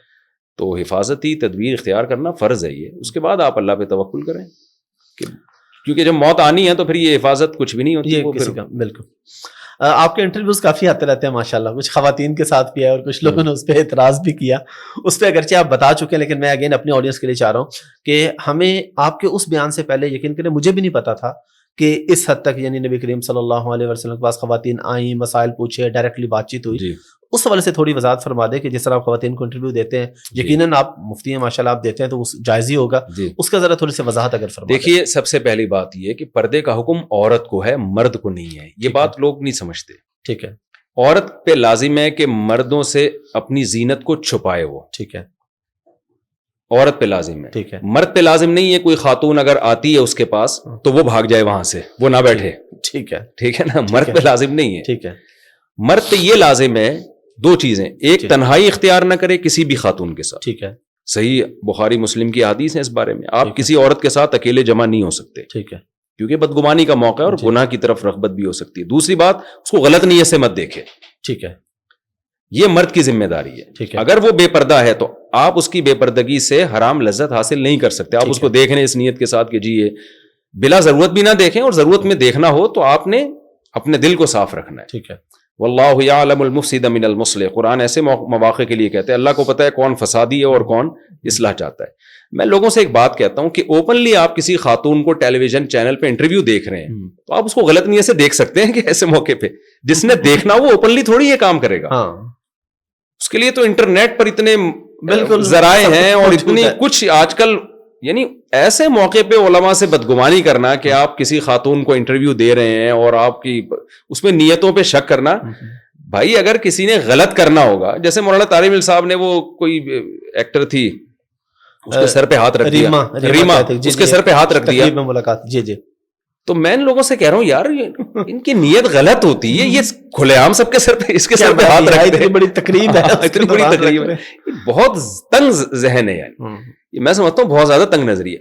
ایک اشکال اس پہ ہو سکتا ہے کہ آپ کسی خاتون کو جب ایک عالم انٹرویو دے رہا ہے تو اس سے یہ میسج تو جائے گا کہ لوگ علماء کے اس طرز عمل سے یہ سمجھیں گے کہ عورت پہ پردہ لازم نہیں ہے, عورت پہ پردہ لازم نہیں ہے. ٹھیک ہے, تو دیکھیں وہ یہ بات, یہ معقول اعتراض ہے. یعنی آپ اگر اس طرح سے بے محابہ خواتین کے ساتھ بیٹھنا شروع کر دیں, ان کی محفلوں میں وہ جا رہی ہیں, تو ایک اس سے ایک بے پردگی کی برائی لوگوں کے دل سے نکلے گی, ہلکا سمجھیں گے نا لوگ. جیسے اس کی ایک مثال ہے, کوئی شرابی بیٹھا ہوا ہے, پی بھی رہا ہے اور مفتی صاحب سے انٹرویو لے رہے ہیں, تو ٹھیک ہے شرابی کو انٹرویو دینا تو جائز ہے, لیکن اس سے میسج کیا جائے گا کہ یار یہ کوئی اتنی بری چیز ہے, چائے کی طرح ہے. بالکل, یہ ایک بہت معقول اعتراض ہے. یہ اعتراض کریں تو یہ ایک معقول, تو اس کا میں نے یہ حل سوچا ہوا ہے کہ میں ٹیلی ویژن چینل پہ لڑکیوں کو بے پردہ انٹرویو نہیں دیتا. ٹھیک ہے, میری کم سے کم شرط یہ ہوتی ہے کہ اسکارف لیں وہ. ٹھیک ہے, یعنی چہرے کا پردہ اختلافی ہے, ہماری نظر میں تو لازم ہے چہرے کا پردہ بھی, لیکن چلو اس اختلاف کا ہم یہاں فائدہ اٹھا سکتے ہیں. ٹھیک ہے, کہ آخری درجہ یہ ہے کہ آپ پراپر ڈریس میں ہو. تو میرا نہیں, مجھے نہیں یاد پڑتا, میں نے کبھی ٹی وی بہت سارے انٹرویو میں نے ریجیکٹ کیے ہیں. ایسا بھی ہوا کہ میں چینل گیا ہوں اور مجھے پتا چلا اندر کا ماحول ایسا ہے کہ لڑکیاں بال کھولے ہوئے بیٹھی ہوئی ہیں, میں واپس آ گیا. میں نے کہا میں اس ماحول میں نہیں بیٹھ سکتا. تو اس لیے نہیں کہ میسج کیا جائے گا یار, یہ تو سب ٹھیک ہے, یہ تو کوئی غلط نہیں ہے. تو میری آخری شرط ٹیلی ویژن چینل سے یہ ہوتی ہے کہ کوئی لڑکی, کوئی خاتون اگر انٹرویو لے رہی ہیں تو پراپر ڈریس میں, علماء کے سامنے وہ پراپر ڈریس میں بیٹھے. ہاں یہ ضرور ہے کہ جب ویڈیو کال پہ انٹرویو لیا جاتا ہے نا, उसमें फिर ये पाबंदियां नहीं होती। हाँ, क्योंकि उसमें तो आप उसमें तो हकीकत मुझे नजर भी नहीं आ रहा होता सामने कौन है। तो किरण नाज को मैंने इंटरव्यू दिया था, बिल्कुल अल्लाह ताला उनकी उम्र में बरकत दी, उन्होंने बहुत रिस्पेक्ट दी मुझे और मेरी बात को उन्होंने बहुत वायरल किया। तो अब उस पे लोगों ने कहा वो उनके सर पे दुपट्टा नहीं था। मैंने कहा भाई हमारे सर पे सामने तो एक बड़ी बड़ी मूंछों वाला बंदा बैठा है, कैमरे के पीछे तो हमें नहीं पता। दूसरी बात ये कि देखें अहवनुल बलियतैन क्या है। इस्लाम का एक उसूल है कि दो बड़ी खराबियां हो, दो खराबियां हो तो कम दर्जे की खराबी को कबूल करो। ठीक है। अगर उलमा इतनी शिद्दत इन मामलात में करेंगे तो मीडिया की दुनिया से पीछे हो जाएंगे। आपकी अपनी बात आप पैगाम नहीं पहुंचा सकते दुनिया तक। तो मेरे पास दो ऑप्शन थे कि मैं या तो अपनी पैगाम को देखूं, ठीक है, या मैं इस एक चीज को देखूं कि जी इनके सर पे दुपट्टा नहीं है और ये कैमरे के पीछे बैठ के मुझसे इंटरव्यू की ले रही है। ठीक है। तो बड़ी बुराई किसमें है? आप अपनी बात अपना पैगाम ही दुनिया तक नहीं पहुंचा सकते। तो इसलिए इस जमाने में आपको थोड़ा सा ब्रॉड माइंडेड बनना पड़ेगा। इतना नहीं कि आप शरी हुदूद को क्रॉस करना शुरू कर दें, लेकिन इतनी सख्ती अगर आपने की है कि जी वो रीमा के सर पे हाथ रखना भी हराम हो गया और जो वो कोई सेलिब्रिटी आपकी मजलिस में आके बैठना चाह रही है, आपने उस पर भी पाबंदी लगा दी, तो इससे दीन की खिदमत नहीं होगी, इससे लोग दीन से दूर हो जाएंगे। और उलमा को तो बहुत इस बारे में, जैसे मौलाना तालिमी साहब को उनके नरम मामला है ना, तो उनको करनी पड़ेगी। मैं मौलाना तालिमी साहब की हर चीज से मुत्तफिक नहीं हुई, पहले बता दूं कि ऐसा नहीं है कि बास चीजों पे उलमा को इश्काल है, लेकिन उनकी नीयत पे कोई शक नहीं कर सकता, उनके इखलास पे मेरा ख्याल है कोई शक नहीं कर सकता। उनके इल्मी इख्तलाफ बहरहाल हो सकता है, जो मुझे भी शायद होगा बास चीजों पे और दीगर उलमा को भी हो सकता है। आपसे मजीद तब थोड़ा सा मसाइल की तरफ आएंगे, उससे पहले इस हिस्से का आखिरी सवाल समझने शायद एक दो और भी जहन में आ जाए। फिटनेस का क्या राज है माशाल्लाह, और उम्र कितनी है आपकी? मेरी उम्र है 48 माशाल्लाह। और फिटनेस तो आप कह रहे हैं, अल्लाह ही जाने फिटनेस है नहीं। माशाल्लाह, मैं अपने आप को देख के कह रहा हूं, बस चलता फिरता रहता हूँ मैं, सुस्त नहीं हूं। जिम शिम करते हैं या कोई एक्सरसाइज वगैरह? महीने में 2-4 दफा जिम चला जाता हूँ, जॉगिंग कर लेता हूँ जब टाइम मिलता है। टाइम नहीं है, लेकिन जब करता हूं तो बहुत पसीना निकालता हूं मैं, तमीज से करता हूं जॉगिंग। खाता मैं ज्यादा नहीं हूं। किस तरह के खाने खाते हैं? मुझे घर के खाने ज्यादा पसंद हैं। अच्छा। और गोश्त पसंद है। अच्छा। और ठीक है ना, खुद भी कुछ बना लेते हैं या सिर्फ खाते हैं? मैं सिर्फ चाय बना सकता हूँ, और अच्छा। मैं चाय में ही बनाता हूँ। अच्छा। चाय जब तक खानदानी ना मिले मजा नहीं आता। गलत चीज है ना, गलत चीज पे सही होनी चाहिए। अगर गलत चीज भी गलत तरीके से बनी है तो फिर तो डबल गलत हो जाएगी। तो जब आप बनाते ही हैं चाय, तो फिर घर वाले भी बना देते हैं, वही जरा पानी डाल देना हमारे लिए। ठीक है। और ड्राइविंग खुद करते हैं या ड्राइवर? जी ड्राइविंग खुद करता हूँ। चलान भी करवाए कभी, ओवर स्पीडिंग की? चलान एक दफा मैं बच्चों को लेके गया ना, लॉन्ग पूरे मुल्क, ठीक है, टूर पे गया था। ठीक है। तो करोला थी उस वक्त मेरे पास, वो घूमता घामता 150 से मैंने बढ़ा दी थी, तो पुलिस वालों ने मेरी तबीयत साफ कर दी थी। ठीक है। तो चलान से तो कोशिश करता हूँ, तो ये चलान हुआ मेरा, और याद नहीं पड़ता कभी चलान हुआ। मुफ्ती साहब, आपके जो बाहर के असफार होते हैं उसमें हमने आपकी कुछ व्लॉगिंग भी देखी, तो बड़े अच्छे आप व्लॉग बनाते हैं माशाल्लाह। इसके हवाले से थोड़ा शरई तौर पे भी बता दें। एक तो वैसे तो वाज़ेह है, लेकिन यूट्यूब फेसबुक की आमदन और व्लॉग किस तरह के, और आपको ये शौक है या अहमद साहब आपको जोर लगाते रहते हैं? जी ये काम, जो मैं यूरोप गया था ना, वहाँ व्लॉग बनाना मेरी मजबूरी थी। अच्छा। बड़ी मुश्किल से वीजा मिला था, उन्होंने कुछ मेरे पुराने बयानात निकाले थे यूरोप, जो इटली से हमने अप्लाई किया था, तो उन्होंने कुछ पुराने, अंग्रेजों की तो हम ऐसी की तैसी करते रहते हैं। अच्छा। उनके सिस्टम की, और ठीक है, सिस्टम से मुराद इस्लाम से कंपेयर जब हम करते हैं, वैसे तो उनमें बहुत सारी खूबियां भी हैं। तो मैं जब गया तो मुझे बड़ी मुश्किल से उन्होंने वीजा दे दिया। तो मुझे उन्होंने फिर बताया जो एम्बेसडर थे कि भाई आपने वहां जाके ना थोड़ा सा इस एक्सप्लोर करना है यूरोप को, क्योंकि आप फेमस हैं, ये लोग देखेंगे मुफ्ती साहब कर क्या रहे हैं वहां जाके। ठीक है, ओके, ठीक है, ठीक है। और मुझे फिर वक्तन फवक्तन खबरें आती नहीं। उन्होंने कहा आप ने जाके जो है ना सिर्फ बयानात पे फोकस नहीं करना। ठीक है, क्योंकि विजिटिंग वीजा है ना, तो उसमें बयान तो वैसे ही एक इश्काल हो सकता है उनको, तो विजिट को आपने चैनल पे डालना है अपने। तो ये मुझे वहां बाकायदा हिदायत थी।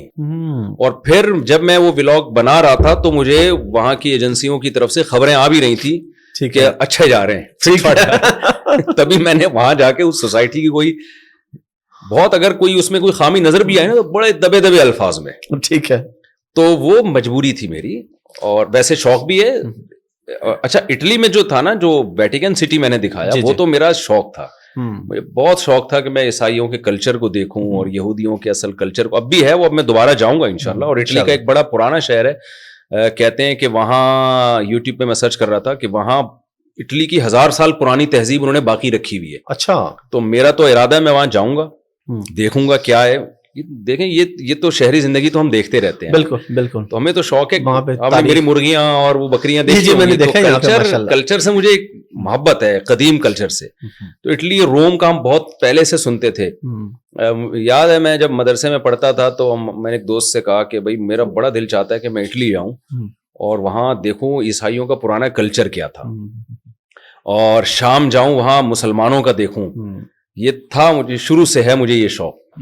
تو وہ شوق پھر ظاہر ہے ولاگنگ کی شکل میں آ گیا. تو پھر وہ ہمارے احمد بھائی نے کہا کہ بھائی ایک چینل الگ سے بنا لیتے ہیں, مفتی طارق مسعود ولاگ کے نام سے انہوں نے چینل بنا دیا. وہ چینلوں کا سارا کام ان کے حوالے.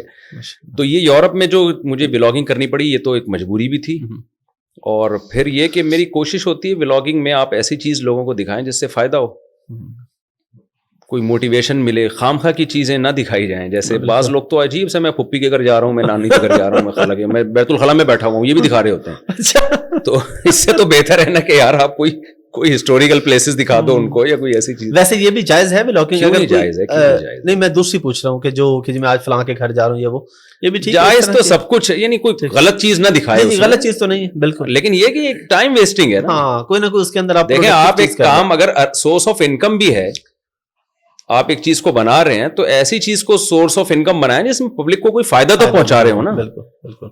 کچھ نہیں تو آپ چلو کھانا پکانے کا طریقہ ہی بتا دو. یہ جو ولاگر کر رہے ہیں نا, میں اٹھ رہا ہوں اور میں انگڑائی لے رہا ہوں اور میں چائے پی رہا ہوں اور میری امی نے مجھے ڈانٹا اور میں خالہ کے گھر جا رہا ہوں اور آج کی عید ایسی گزری, تو جائز ناجائز کی بات نہیں کر رہا, ٹائم ویسٹنگ تو ہے نا. لوگ دیکھ رہے ہیں اور ان کے ویوز زیادہ ہیں. بالکل ایسا ہی ہے. یعنی 2 دن میں جناب 5-5 لاکھ 6-6 لاکھ. بالکل بالکل. میں کہتا ہوں یار اس قوم کے پاس فالتو ٹائم بہت ہے, یہ سو رہا ہے, یہ واش روم میں بیٹھے ہوئے دکھا رہے ہیں کہ میں تھک گیا ہوں, میں واش روم میں بیٹھا ہوں. وہ تو شکر ہے اوپر والا حصہ دکھایا, اگر نیچے والا پورشن دکھاتے تو ٹرینڈنگ میں چلی جاتی ہے, تو ملین میں ویوز آتا. تو ابھی وہ ٹائم نہیں آیا, تھوڑا اور ماڈرن ہو جائیں گے تو پھر شاید وہاں تک بھی پہنچ جائے. میں نے جب پوڈ کاسٹ شروع کی تھی نا تو میری مسز مجھے کہتی تھی کہ آپ نے مفتی طارق مسعود صاحب کی پوڈ کاسٹ نہیں کرنی اور جس کو مرضی کر لینا. وہ آپ کی بیانات کافی سنتی ہے ماشاءاللہ. پھر کرتے کرتے کہتی نہیں کہتے بس وہ شادیوں والی بات نہیں ان کی اچھی, باقی سب ٹھیک ہے. لیکن آج کل آپ کا ایک بیان خواتین کو بہت پسند آیا ہوا. اچھا. آپ نے وہ فرمایا تھا کہ جی شوہر کو چاہیے کہ بیوی کو کچھ پاکٹ منی ایسی دے دے کہ اس سے سوال نہ کرے. تو آج کل بہت سے کپلز, انڈینز بھی اور پاکستانی بھی, وہ خاتون لیپ ٹاپ پہ آپ کا بیان لگا لیتی اونچی آواز میں اور شوہر کے پاس جا کے بیٹھ جاتی اونچی آواز میں آپ کا بیان لگایا ہوتا ہے کہ کوئی پاکٹ منی مل جائے. ضرور لگانا چاہیے. جب میاں دوسری شادی کا بیان اونچی آواز میں بیوی کو سنا رہے ہوتے ہیں تو پھر پاکٹ منی والا بھی سنانا چاہیے نا. عدل ہونا برابری, دونوں طرف سے برابر ہے. اب مفتی صاحب ابھی ہم نے ساری بات تو کی ولاگنگ کی اور ساری, تو اس کے جائز ناجائز کی کیا ہے؟ کچھ لوگ اس کو جائز کہتے ہیں, کچھ ناجائز بھی کہتے ہیں, تو آپ کے یہاں کیا دلیل پائی جاتی ہے؟ دیکھیں یوٹیوب کی ارننگ جو ہے نا وہ ایڈورٹائز کی ارننگ ہے. بہت زیادہ سوال پوچھا جاتا ہے. اچھا ہم پہ تو لوگ کچھ اس طرح کی بھی الزام لگاتے ہیں, اس سے پھر بڑا افسوس ہوتا ہے کہ یہ مولوی لوگوں نے اپنے لیے حلال کر دیا یوٹیوب کو. ٹھیک ہے, اس کی ارننگ کو. ایسا نہیں ہے. یوٹیوب کی ارننگ سے متعلق 2014-15 میں ہمارے پاس سوالات آتے تھے جامعۃ الرشید میں. ٹھیک ہے. اس وقت تو میرا کبھی ہم نے چینل کا سوچا بھی نہیں تھا کہ میں کوئی چینل بناؤں گا یا ہم کوئی چینل بنائیں گے. اس وقت اس پہ میں نے بہت تحقیق کی تھی کیونکہ میں دارالفتہ میں ہوتا ہوں, وہاں اور سینئر مفتیان کرام کی نگرانی میں بھی ہم کام کر رہے ہوتے ہیں, تو ان سے بھی ہمیں مشاورت کا موقع ملتا ہے. تو اس پہ بہت لمبی چوڑی بحث کے بعد ہم نے اس کے جائز ہونے کا فتویٰ دیا تھا. ٹھیک ہے. اس میں تو اب ہمارا تو تصور نہیں تھا کہ ہم بھی کبھی یہ کام, یعنی ہمارا بھی کوئی چینل ہوگا یا چینل ہوگا تو وہ مونیٹائز بھی ہوگا. تو یہ ایک تو میں لوگوں سے یہ بتا دوں کہ جب بھی کوئی کسی چیز کو کوئی مفتی جائز یا ناجائز کہنا تو نیتوں پہ شک نہ کیا کریں کہ انہوں نے. اچھا کچھ مفتی جو کچھ علماء وہ جو ناجائز کہہ رہے ہیں ان پہ بھی لوگ الزام لگا رہے ہیں, اصل میں اپنا چینل نہیں ہے نا اس لیے ناجائز کہہ رہے ہیں. ٹھیک ہے. قوم کسی حال میں خوش نہیں ہے. باقی یہ کہ اس کے جواز کے دلائل کیا ہیں. ابھی ریسنٹلی کچھ دن پہلے ایک ٹی وی چینل نے کوئی فتویٰ چلایا کہ یوٹیوب کی ارننگ حرام ہے. مجھے لوگوں نے بہت ساری ان کی ویڈیوز بھیجی کہ دیکھو یہ کسی مفتی صاحب کا فتویٰ انہوں نے چلایا. میں نے کہا ٹی وی چینل تو فتویٰ اس لیے چلا رہا ہے, یعنی اس کی کوئی لاجک سمجھ میں نہیں آتی, کیونکہ جو سورس آف جو جس طرح سے یوٹیوب کے ذریعے ارننگ ہوتی ہے تو ٹی وی چینلوں کی ارننگ کا بھی وہی ذریعہ ہے. ان کو ڈائریکٹلی تو چینل والوں کو بتائیں کہ آپ جو یہ فتویٰ اتنا پھیلا رہے ہیں نا, شاید آپ یہ چاہتے ہیں کہ یوٹیوب سے لوگ ٹی وی کی طرف آ جائیں, تو وہ پھر بھی فائدہ نہیں ہوگا, اس لیے کہ وہ بھی ایڈورٹائزمنٹ کی ارننگ ہے, یہ بھی ایڈورٹائزمنٹ کی ارننگ ہے. کچھ ایک مولانا صاحب ٹی وی چینل پہ کچھ دن پہلے آ کے کہہ رہے تھے کہ ٹی وی کی ارننگ حرام ہے, سوری یوٹیوب کی ارننگ حرام ہے. ٹھیک ہے, تو میں نے کہا یہ ان کو میں کہوں کہ آپ کے ساتھ جو 2-4 اور مولانا بیٹھے ہوئے ہیں, یا آپ کو بھی ہو سکتا ہے پیسہ, ٹی وی والے پیسے دیتے ہیں اور دینا بھی چاہیے, کیونکہ وہ جب کسی عالم کو بلا رہے ہیں تو پیسہ کما رہے ہیں, ظاہر ہے ان کا فرض بنتا ہے کہ جس کے کما رہے ہیں ان کو بھی دینا معاوضہ. بہت سے علماء نہیں بھی لیتے اور بہت سے لیتے بھی ہیں, تو جو لیتے ہیں وہ بھی ٹھیک کرتے ہیں. تو میں نے کہا جو بیٹھے ہوئے ہیں ہو سکتا ہے یہ خود بھی لے رہے ہوں, تو ان کو یہ پتا نہیں ہے کہ اگر یوٹیوب کی ارننگ حرام ہے تو جو جس وجہ سے حرام ہے وہ وجہ ٹی وی چینلوں میں بھی پائی جاتی ہے, ایڈورٹائزمنٹ کے پیسے. پھر ٹی وی کے نیوز اینکر کی تنخواہ بھی حرام, پھر مبشر لقمان جاوید چودھری کی تنخواہ بھی حرام, جو صحافی ہیں جتنے, پھر جناب آپ کا جو علماء وہاں آ رہے ہیں جو ٹائم دے رہے ہیں ان کی بھی حرام, تو وہ بھی حرام. تو دیکھیں ہم پراپر وے میں ہم نے ایک فتوے کا کورس کیا جامعۃ الرشید میں, پھر سینئر مفتیان کرام کی نگرانی میں 20 سال پریکٹس کی ہے, تحقیق, ریسرچ کسی بھی فتوے میں یہ اتنا آسان کام نہیں ہے جتنا لوگوں نے سمجھ لیا. بالکل. تو مفتی کی یہ ذمہ داری ہے تمام پہلوؤں سے کسی چیز پہ غور کریں, ایسا نہ ہو کہ کل اس کو رجوع کرنا پڑے کہ یار میں کہہ کے دیا. بالکل. تو جو یوٹیوب کی ارننگ کی بیس ہے نا, اگر اس کو ہم حرام کہتے ہیں تو پہلے تو یہ سب کچھ حرام ہو جائے گا, اور حرام ہونے کا مطلب یہ ہوتا ہے کہ جیسے سودی بینک میں کوئی جاب کرتا ہے, سود سے ریلیٹڈ کوئی جاب ہے, تو اس کی ارننگ حرام کا مطلب پھر آپ کے لیے اس کی چائے پینا بھی حرام, یعنی صرف اس کے لیے حرام نہیں, الحرام یتعدی من ذمۃ الی ذمۃ, فقہ کا ایک اصول ہے, حرام پھر سب کے لیے ہوتا ہے. آپ اگر صرف رشوت ہی کماتے ہیں یا میں اگر حرام کماتا ہوں تو پھر آپ کے لیے مجھ سے چائے پینا بھی جائز نہیں ہوگا. تو پھر ٹی وی اینکروں کی تنخواہیں حرام, پھر جناب جتنے بھی جو جائز کام بھی ٹی وی میں ہو رہے ہیں, کیونکہ ان کو تنخواہ بہرحال ایڈورٹائزمنٹ سے ہی دی جا رہی ہے, تو سب کی تنخواہیں حرام. پھر ان کی دعوت قبول کروں, اتنا لمبا سیٹ اپ چلے گا نا کہ یہ افورڈ کرنا مشکل ہو جائے گا. ٹھیک ہے. تو علماء نے یہ دیکھا, جو ہمارے یہاں جامعۃ الرشید میں سے بہت تحقیق ہوئی کہ یوٹیوب میں جو آپ کو جو اشتہار چلانے کے جو پیسے دے رہا ہے یوٹیوب, وہ پیسے کس چیز کے دے رہا ہے. میں اس کی ایک مثال سے بات سمجھاتا ہوں. آپ نے ایک دکان کسی کو رینٹ پہ دی, ٹھیک ہے, کہ میں تمہیں یہ دکان رینٹ پہ دے رہا ہوں, شراب کھانے کے لیے نہیں, ٹھیک ہے, جوئے کا اڈا بنانے کے لیے نہیں, میں تمہیں موبائل یا اور کوئی بھی جائز کام کے لیے میں دے رہا ہوں کہ آپ اس پہ اپنی جائز چیز کو فروغ کریں. ٹھیک ہے. آپ نے جناب زید کو وہ دکان دی, زید نے وہاں 2-3 لڑکیاں لا کے بٹھا دی, اس لیے بٹھائیں کہ لڑکیوں کو دیکھ کے نا دکان پہ رش ذرا زیادہ لگ جائے. ٹھیک ہے. یہ کام اس نے 100% غلط کیا. ٹھیک ہے. آپ کے پاس لوگ آئے کہ آپ کی شاپ پہ لڑکیاں بیٹھی ہوئی ہیں, آپ کہیں بھائی میں نے نہیں بٹھائی ہیں, میں نے جس کو رینٹ پہ دی ہے یہ اس کا اپنا عمل ہے. بالکل ٹھیک ہے. اب کوئی شخص کہتا ہے کہ آپ کے لیے اس دکان کا کرایہ لینا حرام ہے چونکہ لڑکیاں بیٹھی ہوئی ہیں. آپ کہیں شاپ یہ موبائل کی ہے, لڑکیوں کی شاپ نہیں ہے, موبائل کے لیے دی. بالکل ٹھیک ہے. یہ موبائل بیچ رہا ہے, تو اس میں ایک عارضہ, ایک غلط چیز شامل ہو گئی ہے. تو اسی طرح جب ہم یوٹیوب کو اپنا چینل دیتے ہیں, مونیٹائز کرتے ہیں, تو ہم یوٹیوب کو اجازت دیتے ہیں کہ آپ مختلف کمپنیوں کی پروڈکٹ کو اس کے ذریعے پروموٹ کر سکتے ہیں. ٹھیک ہے. شیمپو ہے, صابن ہے, کوئی بھی ٹافی ہے, کوئی بسکٹ ہے, ہم اس کے آپ کو یعنی پبلسٹی کے لیے اس کی پرمیشن دے رہے ہیں. یوٹیوب بھی ہمیں اس کی پبلسٹی کے پیسے دے رہا ہے. بالکل. تو نہ ہمارے حکم سے لڑکیاں لے کر آ رہے ہیں, نہ ہمارے مشورے سے اس پہ بے حیائی کی چیزیں لا رہے ہیں. تو جو کچھ بھی وہ لا رہا ہے نا, پیسے ہمیں اس کے نہیں دیتا. پیسے ہمیں, جو اصل کام ہے نا اس میں یوٹیوب میں, وہ ہے کمپنی کی جو پروڈکٹ ہے اس کو پروموٹ کرنا. بالکل. تو اس لیے کہتے ہیں ایک چیز اصلاً جائز ہے, ایک وصف اس میں غلط شامل ہو رہا ہے. ٹھیک ہے. تو اس لیے اس کی ارننگ حرام ہے. لیکن یہ ہے کہ بہرحال جو کمپنیاں اس طرح کے فحش اشتہار بناتی ہیں ان کے عمل کو بھی ناجائز کہا جائے گا, اور ان کمپنیوں کو منع کیا جائے گا کہ آپ ایسے اشتہار نہ بنائیں. لیکن آپ کی طرف اس کی نسبت نہیں ہوگی, آپ کی طرف نسبت نہیں ہوگی اس کی. اور ہاں, اگر اشتہار ہی ناجائز چیز کا چل رہا ہے, شراب کا اشتہار چل رہا ہے یا کسی فلم کا اشتہار چل رہا ہے, اس اشتہار کی آمدن حرام ہوگی. اسی وجہ سے ہم کہتے ہیں یوٹیوب سے جو لوگ بھی کما رہے ہیں نا, وہ اپنی آمدن میں سے 5-10% ایک اندازے سے صدقہ کریں, کیونکہ اس میں حرام کا عنصر شامل ہو جاتا ہے. ٹھیک ہے. تو وہ جو بھی علماء سے مسئلہ پوچھ کے یوٹیوب کے چینل کھولتے ہیں ان کو ہم سب یہی کہتے ہیں کہ آپ کو کچھ فیصد صدقہ کرنا پڑے گا, ٹھیک ہے, تاکہ اس میں جو حرام کا عنصر شامل ہو رہا ہے آپ کا, اور ظاہر ایک بے حیائی بھی ہے اس میں, تو احتیاط کا تقاضا یہ ہے کہ اس کے عنصر کو بھی شامل کر کے آپ کچھ رقم منتھلی. اب وہ ماہرین کی رائے کا اختلاف ہے, کچھ کہتے ہیں 5% کرنی چاہیے, کوئی 10%, وہ تو جس کی جو رائے ہے اس کے مطابق اللہ سے جتنا جس کا تعلق ہے وہ صدقہ کرے اس میں سے. بالکل.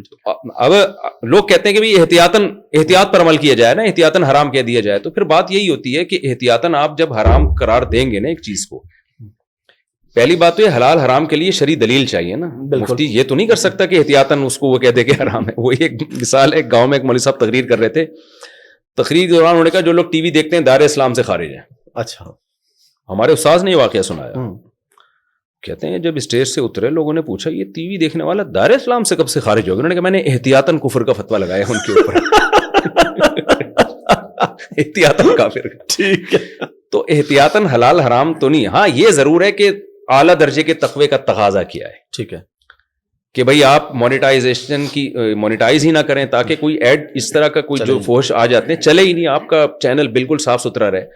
تو یہ بات ٹھیک ہے کسی حد تک, لیکن اس میں ایک دوسرا پہلو بھی ہے کہ اگر آپ اس کو مونیٹائز نہیں کرتے تو لوگوں پہ رزق کے دروازے جو بند ہو رہے ہیں.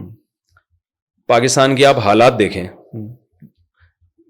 جو ماہرین ہیں معیشت کے, ہماری ان سے بھی بات چیت ہوئی ہے, وہ کہتے ہیں اس وقت پاکستان کے لیے سب سے زیادہ ضرورت یہ ہے کہ باہر سے ڈالر ہے. بالکل, یوٹیوب اس کا سب سے بہترین ذریعہ ہے. بالکل, آپ تقوی کے اعلیٰ معیار پہ تو جا رہے ہیں اور قوم پہ رزق کے دروازے بند کرنے ہیں, تو آپ کا کیا خیال ہے کہ یہ سارے حیا والے اور نیک پرہیزگار نیٹ کلین پیدا ہوں گے؟ یہ اس سے بھی جائیں گے, جتنا ان کے اندر تقوی ہے نا اس سے بھی جائیں گے.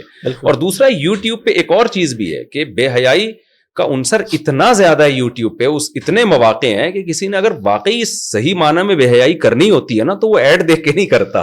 اس کے لیے بہت ساری سائٹس ہیں اور اتنا کچھ ہے کہ اس چیز کو بھی مد نظر رکھنا چاہیے. تو اس لیے لوگوں پہ میں سمجھتا ہوں رزق کے دروازے بند نہیں کرنے چاہیے. یوٹیوب کی دنیا سے ایسے غریب لوگ جن کے پاس کوئی قابلیت تھی, یوٹیوب نے ان کو زمین کی پستیوں سے اٹھا کے آسمان کی بلندیوں تک پہنچا دیا. اور باہر سے آپ کے ملک کو ضرورت ہے اس وقت, تو یہ تو ایک بہت بڑا ایک سورس آف انکم ہے. اس میں ایک پہلو اگر ہے تو اس پہلو کے علاوہ 20 دوسرے پہلو کو بھی دیکھا جائے. پھر اگر ہم دوسرے چینلوں کو مونیٹائزیشن کی اجازت دیتے ہیں تو ہماری بات پھیلاتے زیادہ ہیں پھر وہ, تو یہ بھی ایک عنصر ہے اس میں. تو یہ سب ہے, اس لیے بیٹھے بیٹھے فتویٰ دے دینا کہ حرام ہے ناجائز ہے یہ آسان ہوتا ہے. ہم جب فتویٰ دیتے ہیں تو اس میں بہت سارے پہلوؤں پہ علماء غور کرتے ہیں, اس کے بعد کوئی رائے قائم کی جاتی ہے اس پہ. اب میں آپ سے یہ تو نہیں پوچھوں گا کہ آپ کتنے پیسے کماتے ہیں ایگزیکٹلی, کیونکہ ساری بات ہے گھروں میں. ویسے آپ کے گھر والوں کو پتا ہے آپ کتنے کماتے ہیں؟ نہیں. اچھا, سب ان کو میں کہتا ہوں سب بتا دوں, ہاتھ پاؤں کٹوا دوں. اچھا, اسے آپ کو بھی پتا کتنے کماتے ہیں. لیکن ماشاءاللہ, اور ماشاءاللہ ہم دیکھ رہے ہیں یہاں پہ بھی آپ کے پاس کافی اسٹاف ہے, کافی لوگوں کا ساتھ سلسلہ بھی جڑا ہوا ہے. جی.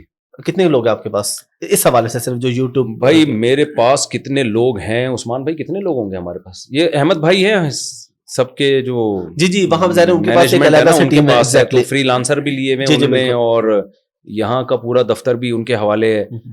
تو ماشاءاللہ بہت سے لوگوں کا کافی لوگ جڑا ہوا ہے, 20-25 تو ہوں گے ماشاءاللہ. اچھا مفتی صاحب, ایک اس میں ضمن ایک سوال آ گیا گاڑی کے حوالے سے, جو بینک سے لیتے ہیں. اس میں میرا بنیادی طور پہ سوال یہ ہے کہ ہم نے یہ سنا ہے کہ کیونکہ جب آپ ایک فکس اماؤنٹ پہ لے کے قسطوں پہ دے دیں تو وہ جائز ہے, تو کیا یہ کنونشن بینک کی بھی جائز ہے, کنونشنل کی بھی, یا صرف اسلامک کی جائز ہے؟ کنونشن بینک کی جائز اس لیے نہیں کہ وہ سود لگاتے ہیں اس کے اوپر. اچھا ٹھیک ہے. اور جو اسلامک بینک ہے وہ سود نہیں, وہ جرمانہ لگاتا ہے, چیریٹی کرتا ہے اس کو, وہ پہلے سے ایگریمنٹ کرتا ہے. ٹھیک ہے. کیونکہ اس پر یہ 90 سے 80s میں نا علماء کی مشاورت ہوئی تھی. ٹھیک ہے. بڑے بڑے علماء بیٹھے تھے کہ جب اسلامک بینکنگ, بلکہ اس سے بھی پہلے کی بات ہے کہ پورا وہ مفتی رشید احمد صاحب کا ایک رسالہ ہے اصول فتاوی میں, اس میں پورا اسلامک بینکنگ کا نا ایک خاکہ ہے کہ اس طرح سے بینکنگ کا نظام چلایا جا سکتا ہے. اس میں یہ بات آئی تھی کہ بھائی ہم اگر کوئی شخص ٹائم پہ قسط گاڑی کی جمع نہیں کراتا تو اس سے ہم نکلوائیں کیسے؟ جرمانہ نہیں لے سکتے, یعنی پروفٹ نہیں لے سکتے, وہ سود ہو جائے گا, تو کیا اس کو سزا دیں؟ تو جتنے بھی طریقے تھے نا پریکٹیکلی کوئی ممکن نہیں تھا. تو پھر امام مالک کا یہ قول لیا گیا. امام مالک رحمہ اللہ تعالیٰ کے نزدیک یہ شرعاً جائز ہے کہ کسی شخص سے آپ خرید و فروخت کرتے ہیں قسطوں پہ, تو آپ اس کو یہ پابند بنا سکتے ہیں ایگریمنٹ کے ذریعے کہ اگر میں نے ٹائم پہ پیمنٹ نہیں کی تو میں اتنے پیسے صدقہ کروں گا میں سزا کے طور پہ. ٹھیک ہے. تو فقہ مالکیہ سے یہ قول لیا گیا. ٹھیک ہے. پھر یہ پابند بنایا گیا کہ بھائی آپ پہلے ڈاکومنٹیشن میں یہ ایگریمنٹ کریں گے میں نے ٹائم پہ قسط نہیں کی تو میں صدقہ کروں گا. ٹھیک ہے. اب صدقے میں لوگوں کو اگر اجازت خود سے کر لے تو کون کرے گا؟ کوئی تو بینک کو پابند بنایا گیا, بینک نے ان کو پابند بنایا کہ آپ ہمارے ذریعے سے چیریٹی کریں گے. ٹھیک ہے. پھر ہم نے بینکوں میں جا کے اس کی تحقیق کی کہ یہ عملاً چیریٹی ہو بھی رہی ہے, تو وہ ہو رہی ہے. میزان بینک گئے, بینک اسلامی گئے, تو کروڑوں روپے سالانہ وہ ان کا مختلف ٹرسٹوں میں جاتا ہے. گھر میں آپ کا رویہ بچوں کے ساتھ اور بیگمات کے ساتھ دوستوں والا یا گھر میں الحمدللہ میرا دوستوں والا, لوگ اپنے منہ سے اپنی تعریف کرتے نہیں ہیں, کرنی نہیں چاہیے, ٹھیک ہے, لیکن میں گھر میں الحمدللہ ایسے ہی رہتا ہوں جیسے یہاں. اچھا, بالکل چل. اور بچوں کے ساتھ تو کچھ بہت زیادہ اوور ہو جاتا ہوں میں. بچے میری مجبوری ہیں, مجھے بچے بہت اچھے لگتے ہیں. نیچر کی نا بچے میں بہترین عکاسی ہے. مجھے تو حیرانگی ہوتی ہے لوگوں کو بچے کیوں پسند نہیں ہیں, بلکہ میں تو گھر میں کہتا ہوں اور دوستوں سے بھی, یار ہمارا تو دل ہی نہیں چاہتا بچے بڑے ہوں, یعنی بچے تو بچے ہی اچھے چھوٹے ہوتے ہیں زیادہ. تو بیٹیوں کے زیادہ قریب ہیں یا بیٹیوں کے زیادہ قریب؟ بچیاں زیادہ لاڈلی ہوتی ہیں اور یہ بھی نیچرل ہے میرا خیال ہے. ایسے ہی کہتے ہیں کہ مائیں زیادہ بیٹوں کی طرف ہوتی ہیں, باپ زیادہ. میری بھی بیٹی ہے 3.5 سال کی, تو مجھے بہت زیادہ اٹیچمنٹ ہے. اچھا مفتی صاحب, ان ساری چیزوں سے ہٹ کے ایک بڑا امپورٹنٹ مسئلہ جس پہ آپ بڑی بات بھی کرتے رہتے ہیں, عدالتی خلا پہ. جی, اس کی وجہ سے تھوڑی وضاحت فرما دیں. ایک تو یہ وضاحت فرما دیں کہ شرعی طور پہ وہ جائز ہے یا ناجائز ہے, کیونکہ بعض دفعہ ہم یہ دیکھتے ہیں کہ حالات خرابی کے باوجود بھی مرد کو اللہ نے ہمت طاقت دی ہے کہ وہ صبر کرتا ہے, برداشت کرتا ہے, کہتا ہے میں نے نہیں دینی, تو ایک آسان سا طریقہ عدالت سے جائے اور اس کو لے لے. تو اس کی شرعی حیثیت بھی بتا دیں پلیز, اور پھر اس کا معاشرے میں جو نقصان ہو رہا ہے اس کے حوالے سے بھی بتا دیں. 3 چیزیں ہیں جن کو گڑبڑ کر دیا جاتا ہے. ٹھیک ہے. ایک ہے طلاق, ٹھیک ہے, ایک ہے خلا, ایک ہے فسخ نکاح. ٹھیک ہے. یہ تینوں الگ الگ چیزیں ہیں. ٹھیک ہے. طلاق کا مطلب مرد جب طلاق دے گا, اس کا قرآن نے طریقہ بتایا کہ ایک طہر میں 1 2, اگلے میں دوسری 2, اکٹھی 3 دے دیں تو اس کے حکام ہے. ٹھیک ہے. تو وہ اس میں مرد ہی ہے, مرد دے گا تو طلاق ہوگی, ادروائز نہیں ہو سکتی. ٹھیک ہے. دوسرا ہے خلا. خلا بھی اصل میں طلاق ہی ہے. ٹھیک ہے. اور جن علماء نے خلا کو طلاق نہیں قرار دیا, فسخ نکاح قرار دیا, تو اس میں بھی یہ بات سب کے نزدیک اجماع امت ہے. اس میں دیوبندی, بریلوی, اہل حدیث, شیعہ سب متفق ہیں کہ 4 امام متفق ہیں کہ خلا ایک ایگریمنٹ ہے, شوہر کی مرضی کے بغیر نہیں ہو سکتا وہ. ٹھیک ہے. سورہ بقرہ کی آیات سے بھی صاف پتہ چلتا ہے, فلا جناح علیہما فی مفتدت بھی. مرد اور عورت پہ کوئی گناہ نہیں ہے کہ عورت پیسے دے کے مرد سے ایگریمنٹ کر کے اپنی جان چھوڑا. فدیہ میں ایگریمنٹ ہوتا ہے نا. ٹھیک ہے. فدیہ تو یہ تو نہیں ہوتا کہ جی کوئی بھی جان چھڑانا چاہتا ہے پیسے دی اور نکل لیا, یعنی سامنے والا راضی بھی تو ہو نا. بالکل. بخاری کی حدیث ہے اول خلع فی الاسلام, حضرت جمیلہ رضی اللہ تعالی عنہا نبی کے پاس آئیں. حدیث کا عنوان ہے کہ اسلام میں سب سے پہلے خلا کا واقعہ. تو جمیلہ آئیں, حضرت ثابت کے بارے میں کہا کہ میں نہیں رہنا چاہتی, وہ یعنی شکل و صورت کے لحاظ سے بہت زیادہ فرق تھا. تو پہلی رات میں ہی انہوں نے اندازہ لگایا کہ بھائی میرا جوڑ نہیں, میری جوڑ کی شادی نہیں ہوئی. تو وہاں بھی یہی ہے کہ نبی صلی اللہ علیہ وسلم نے حضرت ثابت کو کہا کہ آپ ان کو طلاق دیں. خود نبی نے نکاح ختم نہیں کیا جیسے ہماری عدالتیں کر رہی ہیں یک طرفا. تو طلقھا, آپ نے فرمایا ان کو طلاق دو. اور اس پر بھی امت کا اجماع ہے کہ یہ طلاق کا حکم استحباب کا تھا, کوئی یقینی حکم نہیں تھا. ٹھیک ہے حضرت, کیونکہ شریعت نے قرآن سے ہمیں پتہ چلتا ہے کہ نکاح توڑنے کا اختیار اللہ نے مرد کے پاس رکھا ہے. اور یہ تمام آسمانی مذاہب میں کہ عورت آئے گی اپنی مرضی سے, لیکن نکاح ختم مرد کی مرضی کے بغیر نہیں ہو سکتا. چند صورتوں میں وہ میں بھی آپ کو بتاتا ہوں. تو وہاں بھی یہ کہ نبی نے ان کو کہا کہ آپ ان کو طلاق دے دیں, تو یہ مہر واپس لے لیں. تو انہوں نے طلاق دی ہے باقاعدہ, بخاری کی حدیث ہے. تو یہ جو آج کل خلا کے بارے میں ہو گیا نا, کورٹ خلا دے دے, تو جج اپنی بیوی کو خلا دے سکتا ہے, دوسروں کی بیویوں کو نہیں دے سکتا. ٹھیک ہے نا. تو یہ ایسا نہیں ہے کہ ہماری عورتوں پہ بھی گورنمنٹ قبضہ کر لے کہ جب چاہے گورنمنٹ چاہے جی نکاح ختم کر لے, ایسا نہیں ہوتا. وہ ایک جج صاحب بیٹھے ہوئے تھے, وہ کہنے لگے میں نے 1 ہفتے میں پتہ نہیں اتنی عورتوں کو خلا دی, طلاق دلوائی ہے نا. تو ایک سیدھا سادہ سا بندہ تھا, اس نے کہا جج صاحب آپ اپنی بیوی کو دے سکتے ہیں, دوسروں کی بیویوں کو آپ کو کے پاس کب سے رائٹ ہو گیا. تو خلا ایگریمنٹ ہے. ٹھیک ہے. جب تک مرد سائن نہیں کرے گا خلا نامے پہ, خلا نہیں ہو سکتا. ٹھیک ہے.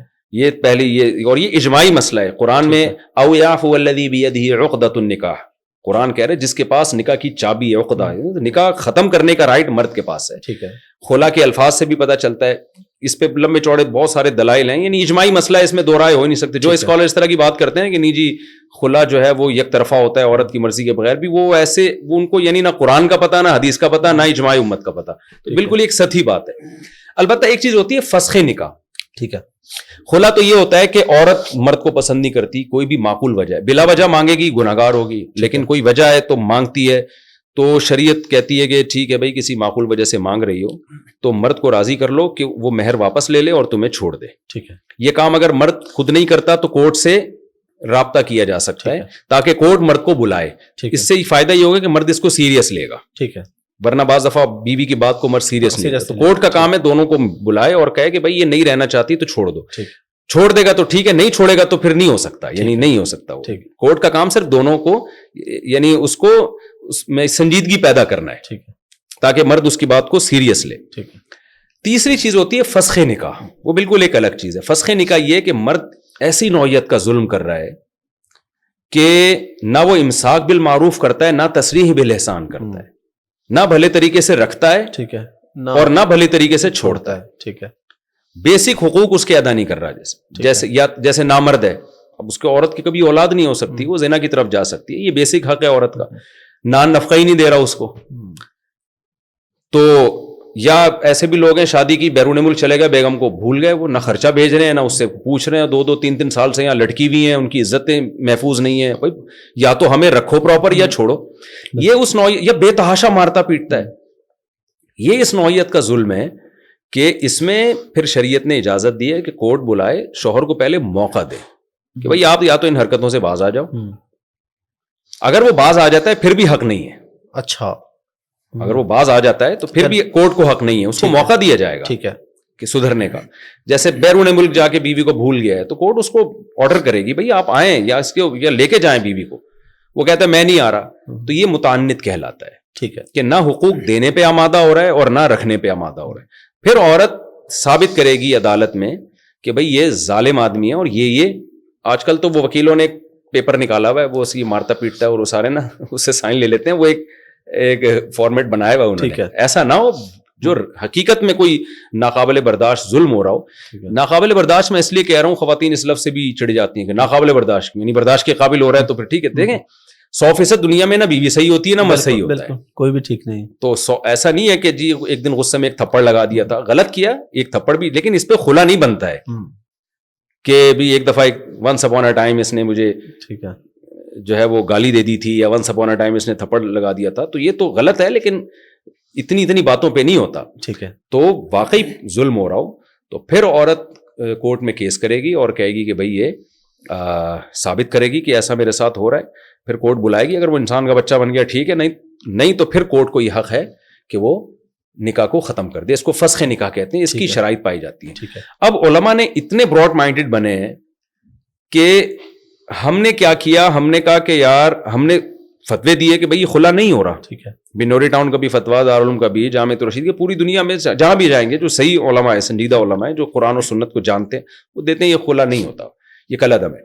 لیکن علماء نے اتنے براڈ مائنڈڈ بن گئے کہ ہم نے کہا یار چلو خلا نہیں ہے, لیکن اگر فسخ نکاح والی شرائط پائی جا رہی ہیں, یعنی کیس ہم نے اسٹڈی کیا, ہم نے دیکھا کہ یار عورت پہ بہت ظلم ہو رہا ہے, اور اس نے ثابت بھی کیا ہے, ہوائی باتیں نہیں ہیں. ٹھیک ہے, ظلم ہو رہا ہے اور مرد نہیں سدھرنے کے لیے تیار, تو ہم نے یہاں تک کر لیا کہ ہم نے کہا کہ خلا کا کورٹ نے لفظ استعمال کیا, لیکن ہم کہتے ہیں کورٹ کو شریعت کا نہیں پتا خلا اور فسخ کیا ہوتا ہے, تو ہم اس کو فسخ سمجھ لیتے ہیں. تو ہم نے وہاں نکاح کے ختم ہونے کا فتویٰ دیا ہے, عورت کو سپورٹ کیا علماء نے. ٹھیک ہے, یعنی اتنے براڈ مائنڈڈ علماء بن کے عورت کو سپورٹ کر رہے ہیں, کیونکہ لوگ سمجھتے ہیں نا کہ یہ سب مردوں کے حقوق ہیں. ہم نے بہت سارے فتوے ایسے بھی دیے ہیں کہ خلا مان لیا ہم نے, حالانکہ اس میں خلا کا لفظ تھا. ہم نے کہا چلو یار جج کو بیچارے کو نہیں پتا نا خلا کیا ہوتا ہے, فسخ نکاح کیا ہوتا ہے, تو ہم فرض کر لیتے ہیں یہ فسخ کو پیار سے خلا کہہ رہے ہیں. ٹھیک ہے, لیکن فسخ نکاح کی شرائط پائی جاتی ہے. لیکن 99.9% کیس وہ ہیں جس میں نہ فسخ نکاح کی شرائط پائی جاتی ہیں اور اس میں عدالت دھڑا دھڑ طلاقیں دے رہی ہے. یہ بالکل حرام ہے, ناجائز ہے. اس بیس پہ ایک عورت کہیں نکاح کرے گی وہ کالعدم ہوگا, وہ زنا کہلائے گا. اچھا, زیادہ تر کیسز ایسے, یعنی جو لا آپ کا بن چکا ہے, جنرل مشرف نے بنایا تھا یہ لا, اس میں نے الفاظ پڑھے اور پریکٹیکلی بھی ایسا ہو رہا ہے. کوئی بھی خاتون عدالت میں جاتی ہے, وہ کہتی ہے میرا میاں بہت اچھا, مجھے پسند ہی وسیم بھائی ہے. ٹھیک ہے نا, بھائی کیوں کہہ رہی ہے اس کو, وہ محلے والے سب اس کو بھائی کہتے ہیں, یا مجھے پسند غفار ہے. ٹھیک ہے, عدالت پابند ہے, اس کو خلا دے گی. تو یہ سب کچھ ہو رہا ہے, اس سے ہمارا فیملی سسٹم ہو گیا تباہ ہو رہا ہے. بالکل, تو اس میں یہ خلا کورٹ اگر دے دے گی تو یہ کالعدم ہوگا. ٹھیک ہے, بعض دفعہ عورت شوہر پہ الزام لگاتی ہے بڑے سنگین, لیکن کوئی دلیل نہیں ہوتی اس کے پاس, تو صرف الزام سے تو نہیں بات چلتی نا. تو وہاں بھی کورٹ اگر خلا کی ڈگری پکڑا دے گی کلعدم ہے وہ خلا, پھر وہ کہیں اور شادی کرے گی, وہ زنا ہوگا. تو اس پہ ہم چیخ رہے ہیں لیکن کوئی سنوائی نہیں ہو رہی ہے. یہ بڑا بہت اہم, تو اس پہ آواز اٹھانی چاہیے باقی شرعی عدالت میں. یہ تو آپ نے اپنے فیملی سسٹم کو تباہ کر رہے ہیں آپ. ابھی تو بہت سی خواتین کو پتہ نہیں, ورنہ یہ کیا ہو رہا ہے. اچھا, اس کے سائیڈ افیکٹ کتنے زہریلے ہیں. ایسے کیسز میرے پاس بہت آ چکے ہیں. بہت سی خواتین نے اس کو کمائی کا دھندا بنا لیا. ایک مرد سے شادی کی, بچہ پیدا ہو گیا, کورٹ سے جا کے خلا لے کے 18 سال تک کا بچے کا خرچہ ملے گا, اور بچہ بھی عورت کی کسٹڈی میں. ہماری عدالتیں آدھا اسلام لے رہی ہیں, آدھا نہیں لے رہی. اب اسلام کہتا ہے کہ بچے کا خرچہ باپ پر ہے, لیکن تعلیم پھر باپ کی مرضی کی ہوگی. آپ ہفتے میں کم از کم ایک دن باپ کے پاس چھوڑیں گی, وہ نہیں ہو رہا. باپ 18 سال تک پیسے دے رہا ہے, جب چاہتا ہے ملاقات نہیں ہوتی اس کی. کورٹ میں 2 دن حاضری ہے, اس میں بھی عورت کی مرضی ہے, لائے نہ لائے. لانے کا, آنے جانے کا, کنوینس کا خرچہ باپ کے ذمے. پھر وہ بچے کو باپ کے خلاف ورغلاتی رہے گی, اس کا دماغ خراب. ایسے ایسے کیسز آئے ہیں, بچہ کہہ رہا ہے تم چور ہو, تم ڈاکو ہو, باپ کو کہہ رہا ہے. تو خودکشی کے کیسز آئے ہیں, باپوں نے گولیاں مار کے اپنے آپ کو ہلاک کیا ہے. اور قتل کے کیسز آئے ہیں. جب ڈپریشن میں آپ جا رہے ہو تو مکمل اس میں جو ہے نا, وہ کورٹ عورت کو سپورٹ کر کے عورت کو تباہ کر رہی ہے. کیونکہ جب یہ چیز زیادہ ہوگی نا, ابھی سوسائٹی میں زیادہ نہیں ہے, اب جب یہ چیز بڑھے گی تو اب ایسے کیسز بھی آئے نا کہ ایک خاتون نے نکاح کیا اور شوہر سے بڑی محبت, اور بالآخر محبت میں شوہر نے 1 کروڑ کی جائیداد اس کے نام کر دی. اگلے دن جا کے اس نے خلا پکڑا, جائیداد بھی گئی, مہر تھوڑا بہت واپس کر دیا اس نے, ٹھیک ہے, اور بچہ بھی تھا اس کا. 18 سال کا خرچہ باندھ کے فوراً کہیں اور شادی کی ہے. دوسرا بچہ ہوا, اس کے ساتھ بھی یہی کام کیا اس نے. کمائی کا بہترین دھندا ہے. جیسے روحانی علاج ہے نا, میں کہتا ہوں کسی کو کچھ نہیں آتا, جن چڑیل بھگانا شروع کر دے, کروڑ پتی بن جائے گا. تو اب کسی خاتون اگر بے روزگار ہیں تو بہترین آپشن ہے ان کے پاس, کسی بندے سے شادی کریں, نکاح رجسٹر کریں, اس کے بعد 1 آدھ بچہ ہو جائے, نہیں ہو تو وہ بھی اچھا خاصا مل جاتا ہے, جو عدت کا خرچہ ہے نا. جی جی. تو بچہ ہو گیا تو پھر تو لاٹری کھل گئی. تو ایسے مردوں کو بلیک میل کیا جا رہا ہے کہ وہ خلا کی دھمکی دیتی ہے عورت. جو غلط عورتیں, ظاہر ہے میں ان عورتوں کی بات نہیں کر رہا جو اس وقت ہمارا انٹرویو دیکھ رہی ہیں, لیکن ان کے علاوہ کی بات کر رہا ہوں. تو وہ یہاں آتے رہتے ہیں لوگ دکھڑے لے کے کہ یار میری وائف نے اب اچھی بلی زندگی گزر رہی تھی, اس نے کیس کر دیا کورٹ میں, میرا تو بچہ بھی جا رہا ہے, میں کیا کروں بھائی. مفتی صاحب, آپ اکثر بیانات میں فرماتے رہتے ہیں کہ اپنے کو چھوڑو نہیں, دوسرے کو چھیڑو نہیں. جی. یہ بڑا اچھا فارمولا ہے, اور یقیناً اس سے متاثر ہو کے ماشاءاللہ بہت سے نوجوان ابھی اس چکر میں نہیں پڑتے کہ فلاں کافر, فلاں برا یہ وہ. لیکن اس کے علاوہ آپ کیا سلوشن سمجھتے ہیں فرقہ واریت ختم کرنے کا؟ دیکھیں, فرقہ واریت ختم کرنے کا صحیح طریقہ کیا ہے, یہ آپ کا سوال ہے نا. تو پہلے میں بتا دیتا ہوں غلط طریقہ کیا ہے. ٹھیک ہے. جو غلط طریقہ ہے تو اس سے اوائڈ کریں گے تو صحیح طریقہ ہو جائے. بالکل ٹھیک ہے. غلط طریقہ یہ ہے کہ آپ فرقوں کے نام لیں, فلانا ایسا, ڈمکانا ایسا, فلانے کی کتاب میں یہ, تو فلانے کی کتاب میں یہ, تو فلانے نے یہ بولا, تو فلانے نے یہ بولا. لیول تو یہ لگے گا کہ فرقہ واریت ختم ہو رہی ہے, لیکن اس سے بڑھے گی. ٹھیک ہے. نفرتیں پھیلیں گی ایک دوسرے پر, لوگ آپ کے بھی عیوب تلاش کریں گے, اور جو ہمارے ملک میں ہو رہا ہے آپ کے سامنے, یہ غلط طریقہ ہے. صحیح طریقہ یہ ہے کہ فرقہ واریت ختم کا مفہوم کیا ہے. اگر آپ چاہتے ہیں کہ سارے فرقے سچی مچی میں ختم, ان کا وجود ہی ختم ہو جائے, تو یہ ایک لا حاصل محنت ہے جو نہیں ہو سکتی. ٹھیک ہے. صحیح حدیث ہے 73 فرقے ہوں گے, ایک جنتی ایک جہنمی. حقیقت میں یہ فرقے ختم ہوں گے حضرت عیسیٰ علیہ الصلوۃ والسلام کی تلوار, تلوار کی طاقت سے ختم کریں گے. ٹھیک ہے. ہم نے تو ابھی یہ دیکھنا ہے ان 73 میں جنتی کون سا ہے. ٹھیک ہے. تو آپ اس کو فوکس کریں اور اس کے دلائل کو آپ ایک آسان انداز میں, مدلل انداز میں لوگوں کو بتائیں کہ بھئی یہ ٹھیک ہے اور یہ غلط ہے. نبی نے فرمایا کہ 73 فرقے میں مان علیہ و اصحابی, جو میرے اور صحابہ کے طریقے پر ہوگا وہ جنتی ہے.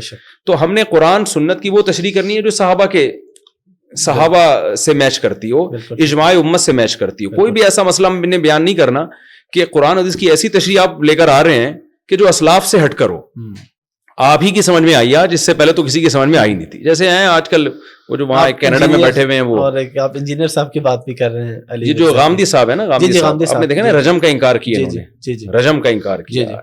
تو بہت ساری اجماعی چیزوں کا انکار کر دیا انہوں نے. تو اس طرح کے اور بہت سارے اسکالر ہیں. میرا مقصد کسی خاص پہ, میں بھی وہی بات کر رہا ہوں, کسی پہ طنز نہیں کرنا, ٹھیک ہے نا. میں تو ایک اصول اور ضابطہ بیان کر رہا ہوں. تو ایسی تشریح قرآن و سنت کی جو اجماع امت کے خلاف ہے, آج تک کسی کے سمجھ میں نہیں آئی. آپ کہتے ہیں نہیں لایا ہے بھائی مارکیٹ میں, تو جو بھی کوئی نہیں لا رہا ہے نا مارکیٹ میں, اس کا مطلب وہ صحیح نہیں ہے. تو ما انا علیہ و اصحابی, پھر صحابہ کے بعد تابعین, پورا ایک سیٹ اپ چلا آ رہا ہے. تو ہم نے اس کو واضح کرنا ہے بھائی ہم تو قرآن اور سنت کی وہ تشریح جو صحابہ تابعین تبع تابعین امت جس پہ چلی آ رہی ہے صدیوں سے, اس سے ہٹے گا کوئی تو وہ اس 73 سے اس فرقہ ناجیہ سے نکل جائے گا.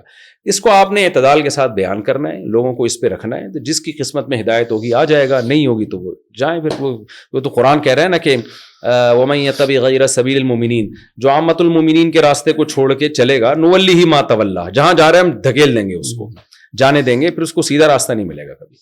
تو اس بات کو میں سمجھتا ہوں علماء اگر مثبت انداز سے بیان کرتے رہیں تو جس کی سمجھ میں آئے گا فمن شاء فلیؤمن ومن شاء فلیکفر. جب ایمان کفر کے بارے میں قرآن نے کہہ دیا زبردستی نہیں کر سکتے, تو آپ انہیں مسلک کو کیسے زبردستی تھوپ سکتے ہیں کسی کے اوپر. تو پازیٹیو وے میں آپ بیان کر دیں حق کیا ہے, باقی لوگوں کو چھوڑ دیں اپنے حال پہ. لڑائی دیکھیں یہ صرف یہ پاکستان میں ہے نا, سعودی عرب میں نہیں ہے یہ جھگڑا, مسقط میں نہیں ہے, دنیا میں جو یہاں پھٹے ہیں, حالانکہ فرقے تو وہاں بھی ہیں. مسقط میں اباضیہ ہے فرقہ جن کے بعض عقائد اہل سنت والجماعت کے خلاف ہیں, لیکن اتنی وہاں محبتیں ہیں, لگتا ہی نہیں ہے کہ کوئی الگ مسلک ہے. یہ سب آپ کو یہاں ملے گا. اس کی میں ایک مثال دیتا ہوں نا, وہ امریکہ میں ایک کتا تھا, اس نے کہا میں پاکستان جا رہا ہوں. کتوں کو بلایا, اس نے کہا مجھے یہاں دل نہیں لگ رہا, میں پاکستان جا رہا ہوں. تو کتوں نے کہا یار تجھے یہاں روزانہ شیمپو سے نہلاتے ہیں, تیرے گھر میں لاکٹ ہوتا ہے, تو تجھے پکڑ کے کھڑا ہوتا ہے وہ کتا لگ رہا ہوتا ہے تیرے سامنے, اتنا تجھے پروٹوکول دیا جاتا ہے, تو پاکستان جا رہے وہاں تو کتوں کی کوئی اوقات نہیں ہے. کہتا ہے یار بھونکنے کی جتنی وہاں اجازت ہے نا یہاں نہیں. تو ہمارے یہاں یوٹیوب پہ سب کو سب کچھ الاؤ ہے. اس کے لیے کوئی ضروری نہیں ہے کہ سرٹیفائیڈ مفتی ہو, کسی ادارے سے فارغ ہو, اس کے اسپیچ میں کہیں نفرت تو نہیں پھیل رہی, اسٹیٹ کے اگینسٹ تو نہیں کہیں جا رہا. وہ ایسے اسکالرز بھی ہیں جو آپ کو اسٹیٹ کا باغی بنا رہے ہیں. ہماری ایجنسیاں بھی کچھ نہیں کرتی. جب دیکھتے ہیں دھماکے شماکے شروع ہوتے ہیں نا, پھر ان لوگوں کو ہوش آتا ہے یہ ہو کیا رہا ہے. آپ ریاست ہی کی اگر حفاظت نہیں کر پا رہے ہیں تو مذہب تو آپ کو حفاظت کا حکم دیتا ہے نا, آپ کا اپنا ملک ہے آپ کے گھر کی طرح, آپ اس کو بچاؤ. تو اتنا زیادہ وہ اس میں یوں ہمارے یہاں کچھ ضرورت سے زیادہ آزادی ہو گئی ہے, تو اس کو تھوڑی سی لگام دینے کی ضرورت ہے. ویسے کوئی گنجائش ہے انجینئر صاحب سے صلح صفائی کی یا کوئی اس طرح؟ دیکھیں انجینئر صاحب سے میرا نہ کبھی پھٹا تھا نہ پھٹا ہے. انجینئر صاحب سے میرا علمی اختلاف تھا, جو ہے وہ تو بہت بیسک چیزوں کا اختلاف ہے, تو اس میں کیسے سلو ہو سکتی ہے ان اختلافات میں. باقی پھڈے کے تو ہم پہلے بھی قائل نہیں تھے, اب بھی قائل نہیں ہیں جھگڑے کے. میں نے تو سموسے پکوڑے اور کیا کیا دعوتیں دی ہیں ان کو, انہوں نے ایکسیپٹ نہیں کیا تھا. اچھا اگر وہ آئیں تو آپ کھلائیں گے نا سموسے؟ کیوں نہیں کھلائیں گے, آئیں تو 100 دفعہ کھلائیں گے. ٹھیک ہے. اور اگر وہاں پہ کبھی ہوتا آپ ادھر بھی سموسے لے جانے کو تیار؟ وہاں جانا, اب دیکھیں میں اگر وہاں گیا تو پھر وہی بات ہے کہ بحث, تو بحث کے میں تو پھر دیکھیں جب تک مجھے ایک تجربہ ہوا ہے اصل میں, یہ جو میں اتنا اس میں سینسٹیو ہو گیا ہوں نا, کہ جب بھی کسی سے بات کرنی ہے تو پہلے ریٹن میں چیزیں طے ہو جائیں. اس کی وجہ یہ ہے کہ حافظ صدیق صاحب جو اہل حدیث عالم تھے نا, ان سے میری طے ہوئی تھی بات چیت. طے یہ ہوا تھا کہ ٹھیک ہے آپ آ جائیں, ہم بیٹھ کے پہلے اصول اور ضابطے طے کر لیتے ہیں. ٹھیک ہے. تو حافظ صدیق صاحب آئے, انہوں نے وہیں مناظرہ شروع کر دیا, جو غلط کیا. نہ میرے پاس کتابیں تھیں, نہ ٹاپک متعین تھا, اور انہوں نے لائیو بھی میں نے ان کو چلانے کی اجازت دی. میں نے خود میرے خیال تھا کہ بیٹھ کے ہم شرائط طے کریں گے, ریکارڈ کریں گے اس کو. لیکن اتنا برا تجربہ ہوا نا مجھے کہ مجھے لگا انہوں نے میرے ساتھ بدترین خیانت کی ہے. تو میں پھر ہوشیار ہو گیا. میں نے کہا بھائی آئندہ جب بھی کسی سے بات ہو نا تو واٹس ایپ پہ نہیں, پبلکلی شرائط طے ہو, ٹاپک کیا ہے اور ٹائم کتنا ہوگا, یہ ساری چیزیں پبلکلی ہونی چاہیے تاکہ کسی کو بھی 2 نمبری کا موقع نہ ملے. تو میں نہیں کہہ رہا سارے اہل حدیث ایسے ہوتے ہیں جیسے حافظ صدیق صاحب نے کیا, تو لیکن انہوں نے بہت وہ مجھے ایک سبق سکھا دیا کہ آئندہ یہ حماقت نہیں کرنا. جو چیز پبلک میں جائے گی تو اس کا ایک ایک اسٹیپ پبلک کے سامنے پبلش ہونا چاہیے. ٹھیک ہے. سب کو پہلے سے پتا ہو, بند کمرے میں نہیں ہونا چاہیے وہ. ٹھیک ہے. مفتی صاحب داڑھی کے مسئلے پہ, کیونکہ بہت سارے آپ کو پتا ہے پاکستان میں لوگ کہتے ہیں کہ جی چھوٹی داڑھی بھی ٹھیک ہے. ایک تو داڑھی کے والے سے دونوں چیزوں کی وضاحت فرما دے, عام آدمی کے لیے داڑھی اور پھر امام کے لیے داڑھی. اور قاری طیب صاحب رحمہ اللہ نے اپنی کتاب میں چھوٹی داڑھی کو بھی کسی حد تک گنجائش دی ہے.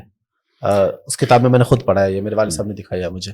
دیکھیں کوئی گنجائش نہیں ہے چھوٹی داڑھی, یوں کہیں کہ بالکل حلق کرنا بالکل موننے سے بہتر ہے کہ چھوٹی داڑھی رکھ لے. اس حوالے سے تو فرق کہیں گے, لیکن جو حدیث میں آرڈر ہے, حکم آیا ہے, وہ اعفاء اللحیٰ کا ہے. کسی بھی کوئی ایک حدیث بھی ایسی نہیں ہے جس میں داڑھی رکھنے کا حکم ہو. ٹھیک ہے. ہر حدیث میں اعفاء. ٹھیک ہے. اعفاء کا مطلب ہے اپنے حال پہ چھوڑ دو. ٹھیک ہے. تو اگر کوئی اہل حدیث کے قول کو لیتا ہے نا کہ ایک مٹھی تک بھی نہیں کاٹ سکتے, جی اس کے پاس تو دلیل موجود ہے. بہت سے اہل حدیث ہم نے دیکھے بہت بڑی بڑی داڑیاں ہوتی ہیں, اس کی تو پھر بھی کوئی دلیل ہے, لیکن چھوٹی کرنے کی تو کوئی حدیث میں دلیل نہیں ہے. اور عشر من الفطرہ حدیث میں آتا ہے کہ فطرت میں سے نیچر ہے, نیچر کے خلاف آپ چلیں گے تو بغاوت ہے نا, یہ تو ناجائز ہے. اس حدیث میں آتا ہے, آپ نے فرمایا کہ 10 چیزیں فطرت ہے, اس میں مونچھیں تراشنا, اس میں داڑھی کو بڑھانا, اعفاء اللحیہ, حلق آنا یعنی زیر ناف بالوں کا صاف کرنا, بغلوں کے بالوں کا صاف کرنا. تو کیا یہ ساری چیزیں سنت ہیں؟ اگر آپ چھوڑ دیں بغل کے بال, کلچر کا حصے, کلچر کی وجہ سے نبی نے حکم دیا. تو جس حدیث میں ناخن کاٹنے کا حکم ہے, آپ ناخن بڑھانا حرام ہے, آپ کی نماز نہیں ہوتی, اسی حدیث میں داڑھی بڑھانے کا بھی حکم ہے, اسی حدیث میں بغلیں صاف کرنے کا بھی حکم ہے. یہ داڑھیوں پہ آ کے یہ لوگ اٹک جاتے ہیں کہ چھوٹی کرنا جائز ہے, بغلوں پہ آگے نہیں اٹکتے. اس سے پتہ چلتا ہے کہ آپ نے دیکھیں اس میں کچھ تو صحیح علماء ہیں, نیک علماء ہیں, جو میں نہیں کہہ رہا کہ ان کی نیت خراب ہے, لیکن ان کے پاس دلیل نہیں ہے. ٹھیک ہے, ہمارے پاس اجماع امت دلیل ہے, صدیوں سے چلا. امام شافعی کا ایک قول ملتا ہے ضعیف قول کے چھوٹی کرنا صغیرہ گناہ ہے, لیکن صغیرہ بھی جب ہے جب کوئی ایک دفعہ چھوٹی کرے, چھوٹی رکھتا ہے تو صغیرہ اسرار سے کبیرہ بن جاتا ہے. تو ایک قول ملتا ہے, لیکن تینوں ائمہ اور خود امام شافعی کا جو مفتہ بھی قول ہے فقہ شافعی میں, چاروں مذاہب میں, اور صحابہ تابعین, کوئی ایک نہیں آپ دکھا سکتے. ایسی چیز کو آپ کلچر کہہ کے ٹال دیں کہ بھی کلچر تھا, تو کلچر تو بال رکھنے کا بھی تھا, وہاں کیوں نہیں نبی نے اتنی تاکید سے حکم دیا؟ اچھا, بعض لوگ یہ کہتے ہیں کہ حدیث میں آتا ہے خالف الیہود والنصارى, یہود و نصارہ کی مخالفت کو داڑھی رکھو, تو اس پہ بھی بعض لوگ کہتے ہیں یہ یہودی اور نصارہ کی مشابہت کی وجہ سے اب تو بہت سے یہودی بھی داڑھی رکھتے ہیں.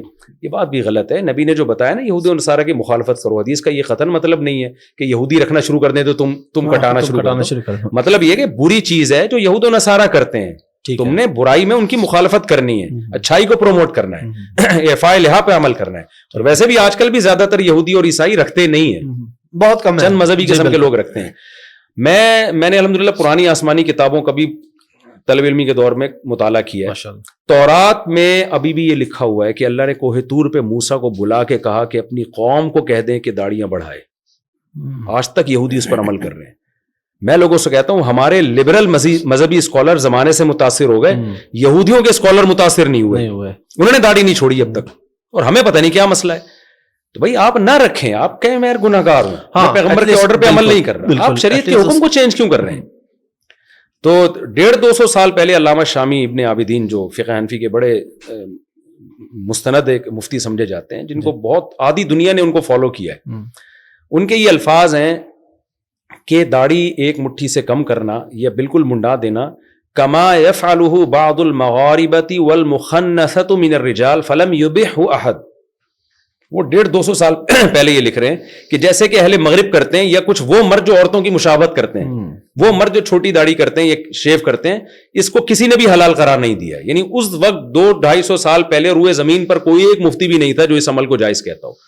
اجماع امت خود ایک مضبوط دلیل ہے. حدیث میں آتا ہے میری امت گمراہی پہ جمع نہیں ہو سکتی. تو میں نے ابن عابدین رحمہ اللہ کا قول دلیل کے طور پہ پیش نہیں کیا, میں نے ان کی نیوز کے طور پہ پیش کیا. اس وقت روئے زمین پر کوئی بھی, حدیث میں آتا ہے امت گمراہی پہ جمع نہیں ہو سکتی, تو کیسے جمع ہو گئی اتنی بڑی امت؟ تو ہم اصل میں کلچر سے متاثر ہوئے ہیں. اب بجائے کلچر کو چینج کرنے کے ہم خود چینج ہو رہے ہیں. تو اسلام کو بھائی چھوڑ دو, آپ نے نہیں رکھنی آپ نہ رکھیں.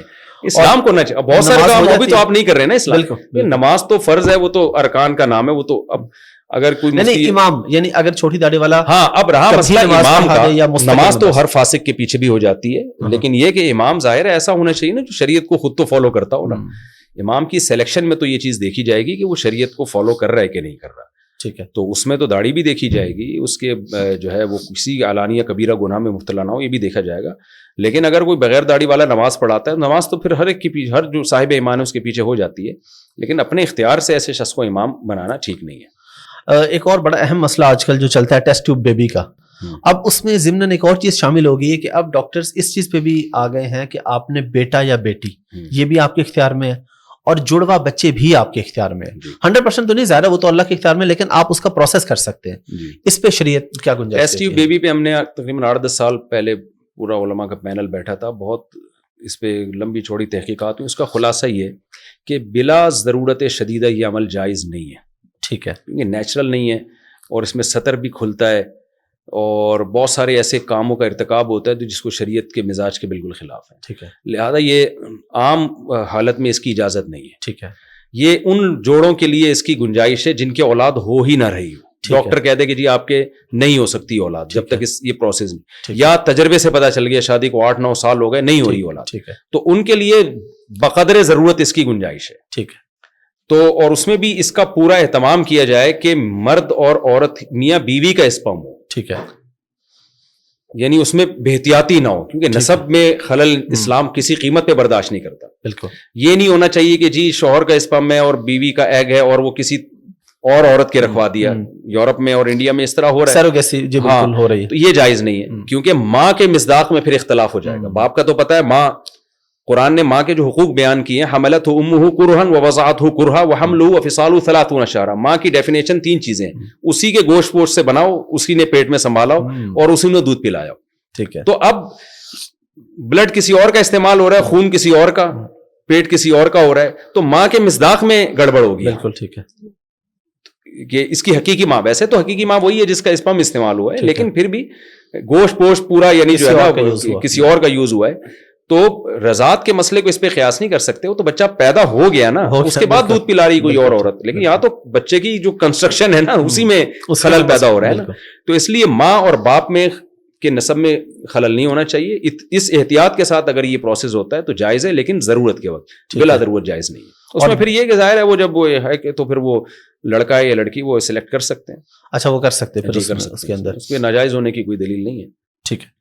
لیکن اس میں یہ ہے کہ اگر یہ عمل زیادہ ہو گیا, اول تو زیادہ اگر شرعی حدود میں رہ کے کریں گے زیادہ ہوگا نہیں, کیونکہ نارمل تو اکثر نیچرل جو اللہ نے ایک نظام رکھا ہے اسی سے ڈلیوری ہو جاتی ہے. تو ان جوڑوں کے لیے تو یہ جائز ہی نہیں ہوگا. ٹھیک ہے. یہ اشکال یہ نہیں ہوتا ہے نا کہ اگر یہ اس کی اجازت دی جائے پھر تو لڑکیوں کا گروتھ ریشو گر سکتا ہے نا. سب لڑکے ہی چاہتے ہیں, بہت کم لوگ لڑکیاں چاہیں گے, تو یہ تو لڑکیوں کا ریشو بہت کم ہو جائے گا. تو یہ لوگ جب سوال پوچھتے ہیں تو ہم ان کو یہ بتاتے ہیں کہ دیکھیں یہ نارملی یہ جائز نہیں ہے. ٹھیک ہے. حرام ہے, ناجائز ہے. یہ ان لوگوں کے لیے جائز ہے جو جن کو بہت ضرورت ہو. ظاہر ہے وہ 1% بھی نہیں ہوتے جن کی اولاد نہ ہو رہی ہو, 1% ہوتے ہیں. جب وہ پروسیس کریں گے تو وہ کر لیں گے. لیکن اگر خدا نخواستہ کسی سوسائٹی میں یہ ایسے جوڑے زیادہ ہو جائیں تو پھر گورنمنٹ کو قانون سازی کرنی پڑے گی. لیکن آج کل تو ایسے بھی ہو رہا ہے نا کہ کسی کے نیچرل بچے ہو رہے ہیں, 3-4 بیٹیاں ہوگی, اب وہ اس پروسیس پہ اس لیے جاتا ہے کہ بیٹا. یہ ناجائز ہے, بالکل ناجائز ہے. اس سے گروتھ ریشو پہ فرق پڑے گا. یہب لمن یشاء اناثا ویہب لمن یشاء ذکور. قرآن کہتا ہے میں جس کو چاہتا ہوں بیٹے دیتا ہوں, جس کو چاہتا ہوں. اس کے نیچرل پروسیس سے فائدہ یہ ہو رہا ہے کہ ایک بیلنس ہے. تو اگر اس طرح لوگوں کو اجازت دے دی جائے تو یہ بیلنس خراب ہو جائے. چائنا اور انڈیا میں دیکھیں نا, وہ لڑکیوں کو پیدا ہونے سے روک دیتے ہیں, وہاں حکومت قانون سازی کرتے کرتے. چائنا میں تو کہا جا رہا ہے لڑکیاں ہی نہیں ملیں گی شادی کے لیے لوگوں کو, بہت حالات خراب ہو گئے.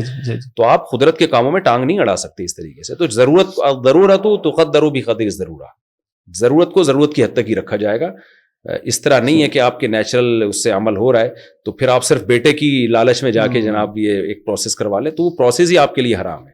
اور اگر ایک نیچرل پروسیس ہو رہا ہے آپ کا, اس میں پتہ کروانا کس حد تک جائز یا ناجائز ہے کہ آپ 5ویں پتہ کروانا جائز ہے, لیکن ایک فضول اور عبث حرکت ہے. ٹھیک ہے. ڈاکٹر بھی جو سمجھدار ہیں وہ نہیں بتاتی ماؤں کو.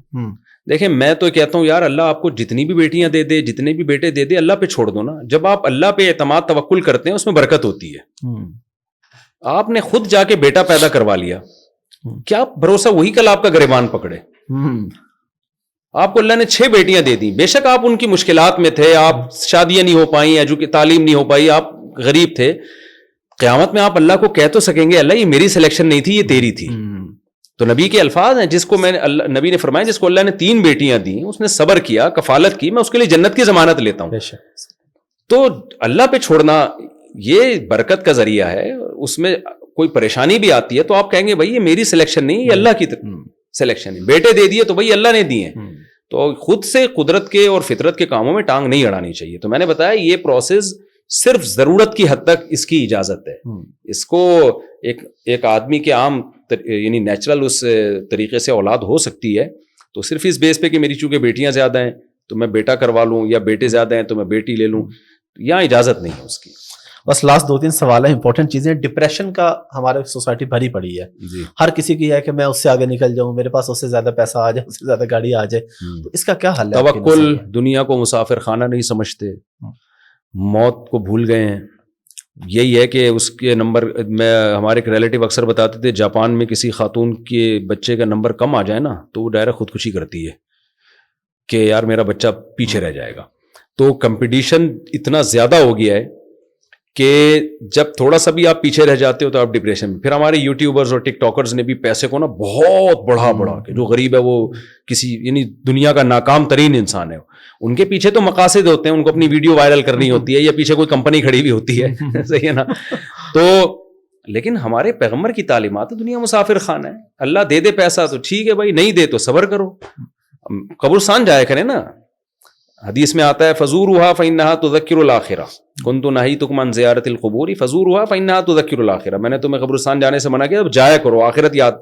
تو جب بھی آپ کے دل میں آئے نا کہ وہ آگے نکل گیا, وہ یوں ہو گیا, تو قبرستان جائیں, بولے آئے گا یہیں پہ بھائی, تھوڑے دنوں میں اور اس کا انجام سیم ہونے والا ہے.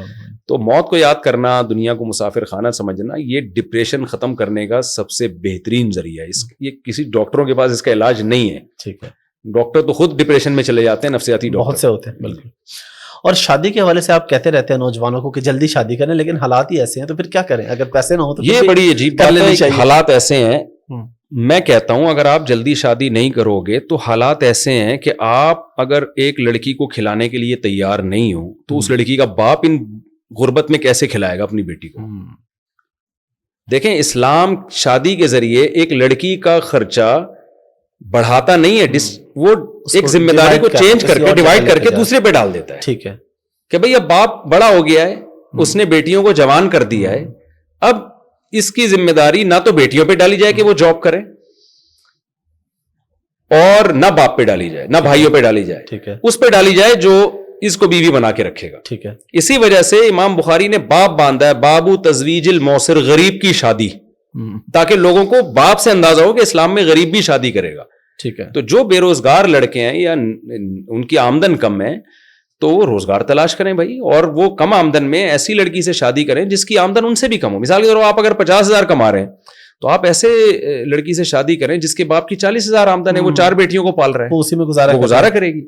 اسٹینڈرڈ آپ نے اتنا اونچا رکھا ہوا ہے لڑکوں نے. تو اسلام میں امیر غریب کا فرق نہیں ہے شادی میں. آپ غریب ہیں تو آپ اپنا اسٹینڈرڈ تھوڑا سا گرا دیں. اب مفتی صاحب, سگریٹ اور شیشے کے حوالے سے کیا شرع حکم ہے؟ ہمارے ہاں برے صغیر میں ہم نے سنا ہے کہ ہمارے علماء کہتے ہیں کہ جائز ہے کاروبار بھی اور پینا بھی, دونوں بتا دیں پلیز. شیشہ اور سگریٹ کاروبار جائز ہونے کا مطلب یہ نہیں کہ کوئی حلال طیب اور پاکیزہ ہے. علماء کا جو فتویٰ ہے برے صغیر کے وہ یہ ہے کہ کراہت کے ساتھ جائز ہے, یعنی مکروہ کام ہے, چھوڑ دینا چاہیے. ٹھیک ہے. حرام اس لیے نہیں کہتے کہ جو عرب علماء اس کو ناجائز کہتے ہیں نا, وہ نقصان اور ضرر کی وجہ سے. ٹھیک ہے.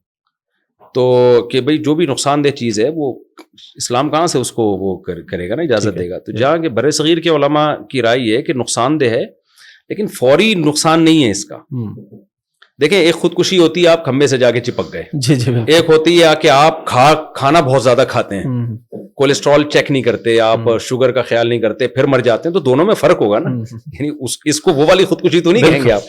وہ قیامت کے دن اللہ کہے گا کہ تو نے اپنے آپ کو کیوں مارا, آپ کہیں گے اللہ مجھے تو نہیں پتا تھا میں پراٹھے کھانے سے مر جاؤں گا آہستہ آہستہ, ٹھیک ہے نا. یا میں تو ایک نقصان یہ ہوتا ہے کہ آپ نے کوئی چیز کھائی, اس کے فوری اثرات آ رہے ہیں. سگریٹ کا علماء کہتے ہیں 50 یعنی لانگ اس میں جا کے نقصان, اور ہر ایک کو ہوتا بھی نہیں ہے. ہاں جی. ڈاکٹر بھی یہ کہتے ہیں کہ جن میں کینسر کے جو کچھ ایلیمنٹ پائے جاتے ہیں نا, تو سگریٹ پینے سے ان کو کینسر ہوتا ہے, ہر ایک کو نہیں ہوتا. لیکن وہ تھوڑے لوگ ہوتے ہیں جن کو نہیں ہوتا. ٹھیک ہے. اور دیگر بھی کچھ نقصان, لیکن وہ بہت لمبا عرصہ لگتا ہے. تو شریعت کا ایک اصول ہے کہ جو چیز جتنی ہو اس کو اتنا ہی حرام قرار دیں. تو اس کو آپ سگریٹ کو اس طرح سے حرام قرار دے دیں جیسے کوئی زہر پی رہا ہے, زہر پی کے اپنے آپ کو مار رہا ہے. تو دونوں میں فرق ہے. تو اس کے لیے ایک بیلنس لفظ استعمال کیا مکروہ کا. ٹھیک ہے. کہ اس طرح حرام نہیں ہے جیسے آپ چرس پی رہے ہیں یا ہیروئن پی رہے ہیں, لیکن مکروہ ہے کیونکہ نقصان بہرحال ہوتا ہے, آج نہیں تو کل ہوگا. تو نقصان دہ ہونے کی وجہ سے اس کو ایسے حلال طیب بھی نہیں کہا ہے, اور چونکہ چرس اور ہیروئن جیسا نہیں ہے تو لہذا اس کو حلال بھی نہیں کہا. تو مکروہ کا لفظ ایک بیلنس لفظ ہے. تو وہ اس لیے ہم یہ کہتے ہیں کہ نہ پئیں, نہ پینے دیں, بچوں کو منع کریں. کہتے ہیں دنیا میں ایک ہی پروڈکٹ ہے جس پہ سچ لکھا جاتا ہے کہ سگریٹ صحت کے لیے نقصان دہ ہے, ورنہ جھوٹ بولا جاتا ہے اپنی چیزوں کو بکوانے کے لیے. تو پروموٹ نہیں کرنا چاہیے. میرے پاس بھی لوگ آتے ہیں, ہم سگریٹ کی دکان کھول رہے ہیں, کوئی اور کام کر لو یار, لوگوں کو کسی اچھی چیز پہ لگاؤ. کاروبار کی بات ہو رہی ہے, آپ نے اپنا کاروبار کیوں ختم کر دیا جو شہد کا آپ کا تھا؟ میرا شہد کا ختم کیا, باقی ختم نہیں کیا. جی جی, شہد کا اسپیسیفکلی کوئی خاص وجہ تھی یا ویسے ہی بس چل نہیں رہا تھا؟ اچھا. تو آپ کے لیے تو بڑا آسان تھا اس کو چلانا. صرف بس میں نہیں چاہتا اپنے نام کو چلانا تھا. وہ تو میں 15 سال سے لوگ کہہ رہے ہیں کہ آپ مسجد میں بتا دیں لوگوں کو, مسجد میں, اور وہ تو دھڑا دھڑ بھی ظاہر ہے ان چیزوں کو, مذہب کو اس کے لیے میں نہیں سمجھتا استعمال کرنا جائز ہے. تو میں یوٹیوب پہ ڈال دیتا ایک ویڈیو. بالکل بالکل. یا تو میں پہلے سے یہ کام کر رہا ہوتا نا جب میں مشہور نہیں تھا. جی جی جی جی. اب مشہور میں لوگوں کو نماز روزے کی ترغیب دے کے ہوا ہوں, پھر اس شہرت سے میں اپنا منجن بیچنا شروع کر دوں بزنس کا, تو مجھے اخلاقی طور پہ یہ چیز ٹھیک نہیں لگتی. شرعی طور پہ تو جائز ہے اس میں؟ جائز, ہر جائز کام کرنے کا نہیں ہوتا. ٹھیک ہے. دیکھیں شرعی طور پر تو گٹر صاف کرنا بھی جائز ہے نا, ٹھیک ہے, کہ میں بھنگی بن کے لوگوں کے پیسے کماؤں, اخلاقی طور پہ اچھا نہیں لگے گا. تو ہر جائز کام ٹھیک نہیں ہوتا.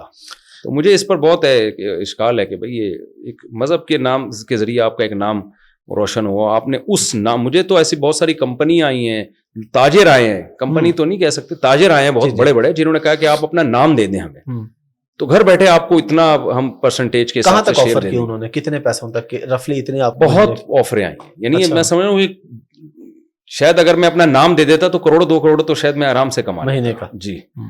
تو لیکن یہ بہت پہلے سے آ رہے ہیں لوگ, اور بہت لوگوں نے آ کے کہا آپ کر کیوں نہیں رہے. حج عمرے کے لیے بہت دفعہ آفر آئی ہے کہ ہماری حج ٹریول ایجنسی ہے, تو آپ چلیں ہمارے ساتھ. آپ صرف یہی کہتے کہ میں حج پہ ان کے ساتھ جا رہا ہوں. بالکل, لائن لگ جائے گی. میں اس کو بھی نہیں میں نے کیا, حالانکہ میرا حج بھی ہو جائے فری میں. بالکل. میں پچھلے سال یونیورسل ہی ہے نا ان کا نام کیا ہے, وہ بھی میں اس لیے نام لے رہا ہوں کہ ان سے میرا ایگریمنٹ ہوا ہے, اپنا نام کہیں نہیں لوں گا میں. میں نے کہا جب انہوں نے اتنا بڑا دل کر لیا نا تو پھر میں نام لے لیتا ہوں. ٹھیک ہے. یونیورسل گروپ تھا نا, جو یہ مفتی نعیم صاحب کے جو بیٹے ہیں, ان کے کوئی خاندان کا گروپ ہے. مجھے پچھلے سال انہوں نے آفر کی بڑا VIP حج, تو میں نے کہا دیکھیں میں نہیں جاتا ٹریول ایجنسیوں کے ساتھ, کیونکہ پھر وہ اپنا بزنس میرے ذریعے سے کریں گے. لیول یہ ہوگا مفتی صاحب حج کر رہے ہیں, وہ پھر میں آپ کے فضائل بھی وہاں بیٹھ کے سناؤں گا. 18 لاکھ کا حج تھا وہ. تو میں نے کہا یہ کام نہیں. انہوں نے کہا نہیں, ہم آپ کو فی سبیل اللہ ہی لے کے جا رہے ہیں, محبت میں لے کے جا رہے ہیں, اور ہماری آپ نے کہیں بھی کیمرے کے سامنے نہیں آنا ہے. ٹھیک ہے. تو میرے کچھ ریلیٹیو بھی ہیں ان کے جاننے والے, انہوں نے بتایا کہ واقعی بہت مخلص لوگ ہیں, اور یہ اخلاص ہی کے ساتھ علماء کو لے کے جاتے ہیں. پھر میں نے حامی بھری اسی نیت سے کہ چلو حج بھی ہو جائے گا, پھر اس دوران جو ہمیں لوگ ملیں گے ان میں تبلیغ کا موقع مل جائے. بہت اچھا موقع ہوتا ہے, اور واقعی انہوں نے مجھے بالکل کیش نہیں کرایا, لیکن پھر ہم نے بھی تھوڑا سا ایک اخلاقی ذمہ داری کی, پھر ہم نے ان کو پروموٹ کیا. میں نے کہا یار آپ نے تو نہیں کہا, لیکن اب میرا فرض بنتا ہے. لیکن یہ جب آپ اتنے اچھے ہو, آپ نے پلان کر کے یا کوئی معاہدہ کر کے تو نہیں کیا نا. تو معاہدہ کر کے نہیں, تو وہ میں نے اخلاقی طور پر پھر میں نے کہا یار آپ نے اتنا بڑا دل کیا تو میں ویسے ہی, لیکن ان کو ضرورت بھی نہیں ہے, وہ اتنی یعنی ان کا ویسے اتنا بزنس ہے کہ ان کو کسی کے پروموٹ کرنے سے ان کے صحت پہ اثر نہیں پڑتا. ماشاء اللہ. مفتی صاحب آپ نے سنا ہوگا آج کل خودکشیاں کچھ واقعات ہے کہ آن لائن ایک ایپ تھی, وہ قرضہ دیتے تھے لوگوں کو, قرضہ دے کے پھر وہ بلیک میل کرتے تھے. آپ نے بھی اس حوالے سے سنا ہوگا. اس میں میرا اصل میں آپ سے سوال آگے جا کے یہ ہے کہ اگر آپ کسی سے معاہدہ کر لیتے ہیں, سود پہ قرضہ لے لیتے ہیں, اور بعد میں آپ سے کہتے ہیں میں تمہیں سود نہیں دوں گا, اصل واپس کروں گا, اب یہاں پہ کیا شریعت؟ سودی معاہدہ شریعت میں کل عدم ہے. ٹھیک ہے. یعنی اگر آپ نے کسی سے معاہدہ کر بھی لیا نا کہ میں آپ کو سود دوں گا, پھر بھی شریعت کہتی مت دو. ٹھیک ہے. ٹھیک ہے نا, آپ اصل رقم لوٹائیں, اضافی آپ, کیونکہ خالص ظلم ہے نہیں. یہ ایسا ہی ہے جیسے آپ کسی سے یہ معاہدہ کریں کہ میں نے آپ کا وقت پہ قرضہ نہیں دیا تو آپ مجھے آگے تھپڑ مار دینا, تو کیا آپ کے لیے جائز ہے کہ اس معاہدے کی بیس پہ آپ تھپڑ کھانا؟ آپ بولیں بھائی پیسے لے لو یار, نکال لو, جیسے چاہو نکال سکتے ہو. تو یہاں بھی یہی مسئلہ ہے کہ شریعت نے سود کو جب ظلم قرار دیا ہے تو شریعت کہتی ہے ایگریمنٹ کر کے بھی یہ ظلم جائز نہیں. آپ اپنے اوپر ظلم کروا نہیں سکتے ایگریمنٹ کر کے. آپ ایگریمنٹ کریں کہ جی اگر میں نے ٹائم پہ پیسے نہیں, میرے کھانا پینا بند کر دینا, مجھے بھوکا مار دینا, تو یہ کہاں سے جائز ہے یہ؟ تو شریعت نے سود کو جب ظلم قرار دیا ہے تو سودی ایگریمنٹ کو شریعت نے کل عدم قرار دیا. ٹھیک ہے. اور اس کے لیے واضح قرآن مجید کی آیت ہے کہ فَلَكُمْ رُؤُوسُ أَمْوَالِكُمْ, راس المال جو اصل سرمایہ ہے وہ آپ لے سکتے ہیں. ٹھیک ہے. اور اس سے اضافہ نہیں لے سکتے آپ. اگر کوئی 2-3 پارٹنر مل کے کوئی کاروبار شروع کرتے ہیں, ان میں ایک فرنٹ پہ ہوتا ہے, 2 بیک اینڈ پہ ہوتے ہیں, یعنی گمنام ہیں, اور پروفٹ تینوں آپس میں ڈیوائڈ کر رہے ہیں. پھر کوئی مسئلہ آ گیا, کسی وجہ سے کوئی لاس ہو گیا, وہ دونوں بھاگ جائیں, وہ کہہ نہیں ہم تو پارٹنر ہیں نہیں, اب ذمہ داری کس کے اوپر آئے گی؟ پارٹنر ہیں, جو پارٹنر تو نقصان کا بھی ذمہ دار ہوتا ہے دونوں کا, تو ہر ایک پر اپنے سرمایہ کے تناسب سے جو ہے وہ اس کا لاس آئے گا اس کے اوپر. اچھا, آخری سوال اور بڑا ہی امپورٹنٹ نوجوانوں کے حوالے سے, ڈراپ شپنگ اور نیٹ ورک مارکیٹنگ. کہ آپ ایک سے ایک بندہ لے کے آئیں. نیٹ ورک مارکیٹنگ بالکل حرام ہے, ناجائز ہے. اس کو جو لوگ پروموٹ کر رہے ہیں ان کو خدا سے ڈرنا چاہیے, یہ بالکل ناجائز ہے. کچھ لوگ تو فتویٰ بھی لیے پھرتے ہیں, میرے پاس غلط ہے فتویٰ. میں نے نیٹ ورک مارکیٹنگ پہ اس وقت کام کیا تھا 98 میں. اچھا. جب ان کا یہاں دفتر تھا حسن اسکوائر پہ. ٹھیک ہے. تو یہ لوگ کس طرح سے, ہمارے استاذ, میں چونکہ فتویٰ بھی پڑھ رہا تھا تو ہمارے پاس ایک سوال آیا. گولڈن کی کے نام سے اس وقت ایک کمپنی تھی, نیٹ ورک مارکیٹنگ کر رہی تھی. ٹھیک ہے. تو فتویٰ آیا تو ہمارے استاذ نے کہا کہ ادھر ادھر کی سنی سنائی باتوں پہ فتویٰ مت دو, جا کے ان کے سسٹم کو پورا دیکھو جا. ٹھیک ہے. تو انہوں نے اسپیشل مجھے بھیجا. ٹھیک ہے. میں اور میرے ساتھ ایک دو طالب علم اور تھے, 98 99 کی بات ہوگی. ہم گئے, ہم نے ان کے لیکچر سنے پورا, اس پہ ہم نے تو کہ سمجھا کہ یہ ہے کیا. ٹھیک ہے. تو اس کا خلاصہ یہی ہے کہ آپ ایک چیز 4 آدمیوں کو بیچتے ہو یا 5 آدمیوں کو. جی جی. اب آپ یعنی دیکھیں میرے پاس ایک چیز ہے, ایک گھڑی ہے, اس کی قیمت فار ایگزامپل 500 روپے فرض کر لیں آپ. ٹھیک ہے. اب یہ گھڑی کی بھی پبلسٹی ہو گئی ٹھیک ہے, لیکن میری نہیں تھی. وہ ہوا ہے کہ جنہوں نے مجھے گفٹ دی نا, ان کی کمپنی ہے. تو ایسے میں کہیں انٹرویو دے رہا تھا تو وہ ایک نیچے کمنٹس کیے ہوئے تھے, یار یہ آپ نے فلاں کمپنی کی گھڑی میں. تو جنہوں نے گفٹ دی میں نے کہا دیکھ لو بھائی, فری پھوکٹ میں آپ کی مارکیٹنگ, میری نیت نہیں تھی, مارکیٹنگ ہو گئی. اچھا خیر, تو اس کا اب میں گھڑی بیچنا چاہتا ہوں, مجھے پتا ہے 500 روپے کی ہے مارکیٹ میں فرض کریں. ٹھیک ہے. تمیز سے نہیں بکے گی, وہ کوئی بھی نہیں لے گا. ٹھیک ہے. اب یہ جو ہوس جن کا ہے نا کہ غلط طریقے سے ہم نے پیسہ کھینچنا ہے, جی جی جی, ان کا یہ مائنڈ ہے کہ یار ٹھیک ہے, یہ 500 روپے سے زیادہ اس کی ویلیو نہیں ہے, کوئی بھی نہیں لے گا. تو وہ چند شاطر دماغ بیٹھے, انہوں نے کہا کہ یار اس کو نا جب سیدھی انگلی سے گھی نہیں نکلتا تو ٹیڑھی انگلی سے نکالا جاتا ہے. انہوں نے کیا کیا, یار یہ 4 آدمیوں کو ہم بیچتے ہیں, بولتے ہیں کہ یہ ہم سے خریدو. ان کو ہم ایک آفر کرتے ہیں کہ ہم نے تو تم چاروں کو یہ پہنا دی ہے. کوئی بھی چیز نے پہنانا جو کراچی کی اصطلاح ہے اس معنی میں پہنا دی ہے. اب ہم تمہیں لالچ یہ دیتے ہیں کہ تم نے بھی ہر ایک شخص نے 4 کو پہنا دی نا, تو ان کا کمیشن بھی تمہیں ملے گا. ٹھیک ہے. یہ شرطی فاسد ہے. ٹھیک ہے. ایک آدمی اپنا پیسہ داؤ, اور اس چکر میں 500 کی گھڑی وہ 2000 کی لے رہا ہے. بالکل. اب یہ جو 1500 4 آدمی لوگ داؤ پہ لگا رہے ہیں, یہ اس لالچ میں کہ ہم آگے 4 کو یہ پہنا دیں گے, پہنا دیے تو یہ 1.5 نکل آئیں گے, زیادہ نہیں ہے تو یہ ڈوب جائیں گے. ڈوب جائیں گے, بالکل ایسے ہی. تو یہ کسی شرعی اصول کے تحت پیسہ کمانے کا نہیں ہے وہ. اچھا اس میں کہتے ہیں لوگ نقصان کیا ہو رہا ہے بھائی, سب کو فائدہ ہی ہو رہا ہے نا, لاس کیا ہو رہا ہے کس کو؟ لاس ان آخر میں لوگوں کو ہوگا جن کو 4 پہنانے کے لیے بندے ملیں گے نہیں, تو ان سب کا پیسہ سیمنٹ کے نا ان ہاتھوں میں آئے گا. تو اس پہ جامعۃ الرشید کا بھی فتویٰ ہے, بنوری ٹاؤن کا بھی ہے, دارالعلوم کورنگی کا بھی, جتنے بڑے بڑے ادارے ہیں سب کا باقاعدہ فتویٰ ہے کہ یہ ناجائز ہے. اس کو دیکھیں جائز ہونے کے مفتی تو آپ کو پاکستان میں پتھر اٹھائے مل جاتے ہیں.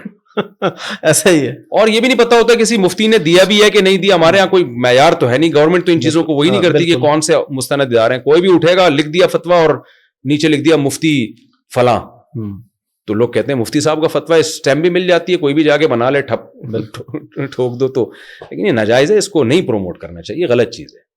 اور ڈراپ شپنگ کے اندر اس میں اگرچہ ڈراپ شپنگ میں تو جائز بھی ہے ناجائز بھی ہے. وہ جائز طریقے بھی ہیں. ایک چیز آپ اپنے قبضے میں لے کے یا تو بیچیں آگے, اپنے وکیل کا قبضہ کرائیں, یا 2 پارٹیوں کے درمیان کمیشن ایجنٹ بنے. آپ بیچیں ہی نہیں خرید کے, آپ کہ میں تم دونوں کی بکوا رہا ہوں, اس کا میں دونوں سے کمیشن لوں گا, جیسے ایک اسٹیٹ ایجنٹ کر رہا ہوتا ہے. بالکل. تو اس طرح سے یہ جائز ہوگا, ورنہ ادروائز ایک چیز آپ کے قبضے میں ہے نہیں اور آپ نے خرید کے اس کو آگے بیچ دی, تو وہ صحیح حدیث ہے اس بارے میں, لا تبیع ما لیس عندک, کہ جو چیز تمہارے پاس نہیں ہے وہ آپ بیچ نہیں. صرف خرید لینا کافی نہیں ہے, ملک آپ کا قبضہ بھی ہونا چاہیے. جو منقولی اشیاء ہیں, موو ایبل جو اشیاء ہوتی ہے نا, ان میں قبضہ. جو پلاٹ وغیرہ اس میں تو صرف خرید لینا کافی ہے, اس میں پریکٹیکلی قبضہ اس میں, اس کے بغیر بھی آپ آگے بیچ سکتے ہیں. لیکن جو موو ایبل چیزیں ہیں, ان میں جو منقولی اشیاء ہیں, ان میں جب تک آپ کے قبضے میں وہ نہیں آ جاتی تو آپ آگے بیچ نہیں سکتے. قبضے کا مطلب یہ نہیں کہ آپ کی جیب میں آئے, یعنی اتنا ہو کہ جیسے آٹے کی 10 بوریاں کسی دکان میں رکھی ہوئی ہیں, تو آپ کو پتا ہو یہ والی بوری وہ تھوڑا سا سائڈ پہ لگا دیں, یعنی اس کو کہتے ہیں آپ کے رسک میں آ جائے چیز, کہ اب وہ اگر ہلاک ہوئی تو آپ کا نقصان ہوگا. اس کنڈیشن میں چاہے 1 سیکنڈ کے لیے آئے, وہ اگلے ہی سیکنڈ میں آپ بیچ دیں, لیکن کم سے کم ایک دفعہ آپ کے رسک میں آنا ضروری ہے. ٹھیک ہے, کیونکہ صحیح احادیث میں یہ بات ہے کہ جو جس چیز کا آپ زمان نہیں اٹھاتے آپ اس پہ پروفٹ نہیں لے سکتے. ٹھیک ہے. مثال کے طور پہ دیکھیں, آپ کے پاس ایک پین رکھا ہوا ہے, ٹھیک ہے, یا موبائل ہے, میں نے یہ موبائل آپ کے اس کیمرہ مین کو بیچ دیا, میں نے ابھی آپ سے خریدا نہیں ہے, ویسے ہی پوچھا یہ کتنے کا ہے, آپ نے کہا یار 1 لاکھ کا ہوگا, میں نے 1.5 لاکھ کا ان کو پہنا دیا. ٹھیک ہے. اس کے بعد میں آپ سے خرید رہا ہوں, ٹھیک ہے, اور میں بیچ رہا ہوں, یہ ناجائز ہے. ٹھیک ہے. وجہ اس کی ہے کہ جب میں نے ان کو بیچا, میں نے 50,000 یہاں سے کمائے, ٹھیک ہے, اس وقت یہ چیز آپ کے زمان میں تھی, میرے زمان میں نہیں تھی, یعنی چوری ہو جاتی تو آپ کا نقصان تھا. ٹھیک ہے. اب میں کیا کر رہا ہوں, میں زمان کسی چیز کا رسک اٹھا نہیں رہا, پروفٹ کما رہا ہوں میں. اسلام یہ کہتا ہے کہ کم سے کم 1 سیکنڈ کے لیے آپ اپنے قبضے میں لیں اس کو. ٹھیک ہے. بے شک پھر امانت کے طور پہ آپ کے پاس رکھوا دوں, اس لیے کہ اب اگر یہ چوری ہوگی تو میرا نقصان ہوگی. ٹھیک ہے. تو کم سے کم یعنی 1 سیکنڈ کے لیے بھی نا کسی بھی چیز پہ وہ حالت آنی چاہیے کہ وہ सामने वाले के रिस्क से आपके रिस्क में ट्रांसफर हो जाए। ठीक है, तो जब इतनी हैसियत में आ गया तो उसके बाद फिर आप उसको उस पे आगे प्रॉफिट ले सकते हैं। तो ड्रॉप शिपिंग में एक और आसानी ये हो सकती है, एक तो कमीशन एजेंट बने, बिल्कुल, या आप अपने नुमाइंदे से कब्जा करवा लें। ये भी हो सकता है कि जिसको आप बेच रहे हैं उसी को पहले अपना वकील बना दें कि यार आप कब्जे में ले लो मेरी तरफ से, तो ये मेरे जमान में आ जाएगी, इस दौरान हलाक हुई तो मेरा नुकसान है, उसके बाद आप मुझे कॉल करके खरीद लेना मुझसे। ठीक है, फिर वो आप ये भी ठीक है। ठीक है, तो ये तरीका भी जायज है। और एक और तरीका भी मेरे जहन में आया था, बातचीत के दौरान निकल गया, वो भी हम लोगों को एक तदबीर बताते हैं कि इस तरह भी किया जा सकता है कि आप जो है वो चीज जो है ना वादा कर लें बेचने का। हाँ ठीक है, बेचे नहीं, ठीक है, आप कंपनी से कहें कि भाई मुझे कितने का दोगे, ये एक अंदाजा हो गया, फिर सामने वाले से कहते हैं मैं ये दे दूंगा आपको। ठीक है, ठीक है, यानी बेचे नहीं, बेचने का वादा करें। ठीक है, तो इस पे फिर उससे पहले आप बाय नाउ उसको वकील बना के उसका कब्जा करवा लें या खुद कब्जा कर लें। ठीक है, जैसे हम मेडिकल वाले से कहते हैं यार ये मेडिसिन चाहिए हमें, वो कहते हैं नहीं है, तो वादा कर लेता है कल ले लेना मुझसे, लेकिन वो कहता है भाई लेनी है क्योंकि मैं मंगवा के आऊंगा। बिल्कुल ठीक है, तो वो बेची नहीं होती, बेचने का वादा होता है। कमीशन एजेंट का अपने आप को जाहिर करना जरूरी है शरई एतबार से? देखें, कमीशन एजेंट का अपने आप को जाहिर करना तो जरूरी नहीं है, ठीक है, लेकिन यहां पर ना हलाल और हराम में बहुत बारीक एक फर्क है। ठीक है, इसलिए उलमा कहते हैं एहतियात इसी में कि आप बता दें, वरना वो हकीकत में वही हो रहा होता है कि आप असल में खुद खरीद के बेच रहे होते हैं और शो ये कर रहे होते हैं कि फर्ज ये कर लेते हैं मैं कमीशन एजेंट। जी जी, कमीशन एजेंट का मतलब फिर ये होगा कि अगर ये चीज यहां से वहां जाते हुए बीच में जाया हो गई तो नुकसान कंपनी का है। बिल्कुल बिल्कुल, ऐसा ये चीज तय होनी चाहिए, लेकिन यहां ऐसा हो नहीं रहा होता। कंपनी कहती है हम बड़ी, उसमें फिर आदमी कह रहा है मैं कमीशन एजेंट हूं। भाई तू कमीशन एजेंट है तो नुकसान तो फिर तेरा क्यों हो रहा है? नुकसान तो कमीशन कंपनी का होना चाहिए ना। तो ये फिर वो हिला होगा जो नाजायज होगा। तो कमीशन एजेंट का मतलब फिर कंपनी को बता दो भाई मैं बेच नहीं रहा, मैं आपकी चीज बिकवा रहा हूं। इस दौरान बीच में अगर कोई जाया हो गई ना तो ये आपका नुकसान है। मैं तो कमीशन, जैसे प्लॉट में स्टेट एजेंट कर रहा होता है, प्लॉट पे कब्जा निकल गया तो स्टेट एजेंट का थोड़ी नुकसान होता है उसमें। तो कमीशन एजेंट बनेगा तो फिर सच्ची मुच्ची, बेशक उसको बताए नहीं वो कमीशन एजेंट हूं मैं, ये बताए नहीं, लेकिन ये तय होना चाहिए कि ये चीज अगर हलाक हो गई तो मेरा कोई नुकसान नहीं, मैं सिर्फ कमीशन एजेंट हूं। ठीक है मुफ्ती साहब, बहुत शुक्रिया आपके टाइम का। बल्कि मैं यहाँ पे ऑन कैमरा एक माजरत भी करना चाहूँगा कि आपसे बातचीत चल रही थी, कुछ डिले आया तो मैंने आपसे नाराजगी का इजहार भी किया। हालांकि आप उम्र में मर्तबे में बड़े, लेकिन उसके बावजूद इनका इतना बड़ा पन है कि मैं यूरोप में था, इनका खुद से मैसेज आया कि जी आप आएँ। मैंने कहा जी मैं पाकिस्तान आता हूँ, तो मैं माजरत खा हूँ। और आपका बड़ा पन है ये माशाल्लाह कि आपने वक्तन इन अरसर में। और लास्ट पे आप कोई मैसेज देना चाहें पब्लिक को तो प्लीज। हाँ, बड़ा मुश्किल सवाल पूछ लिया आपने। पब्लिक को हम यही मैसेज देना चाहते हैं, भाई हमने भी मरना है, आपने भी मरना है। हजरत उमर ने जो है ना अंगूठी पे लिखवाया हुआ था कि कफा बिल मौती वाइजा, मौत नसीहत के लिए काफ़ी है। तो दुनिया को मुसाफिर खाना समझना शुरू कर दें, इससे बहुत सारे मसाइल हल हो जाएंगे हमारे। सारा मसला यही है कि हम समझते हैं हम हमेशा के लिए आए। इससे हवस भी पैदा होती है, लालच भी है, डिप्रेशन भी है, कत्ल व गारत भी है। जब आपने फ़र्ज़ कर लिया यार हम ट्रैवलिंग में हैं, सफ़र में, तो सफ़र कभी मुश्किल से हो तो आदमी मंजिल का सोच के खुश हो जाता है। तो कुरान और सुन्नत की यही तालीमात हैं, दुनिया को हम मुसाफिर खाना समझें। इसका सबसे बड़ा फ़ायदा होगा, अल्लाह आपको एक टेंशन फ्री ज़िंदगी देगा, खुशियों भरी ज़िंदगी देगा। जज़ाकल्लाह, बहुत शुक्रिया, जज़ाकल्लाह, थैंक यू।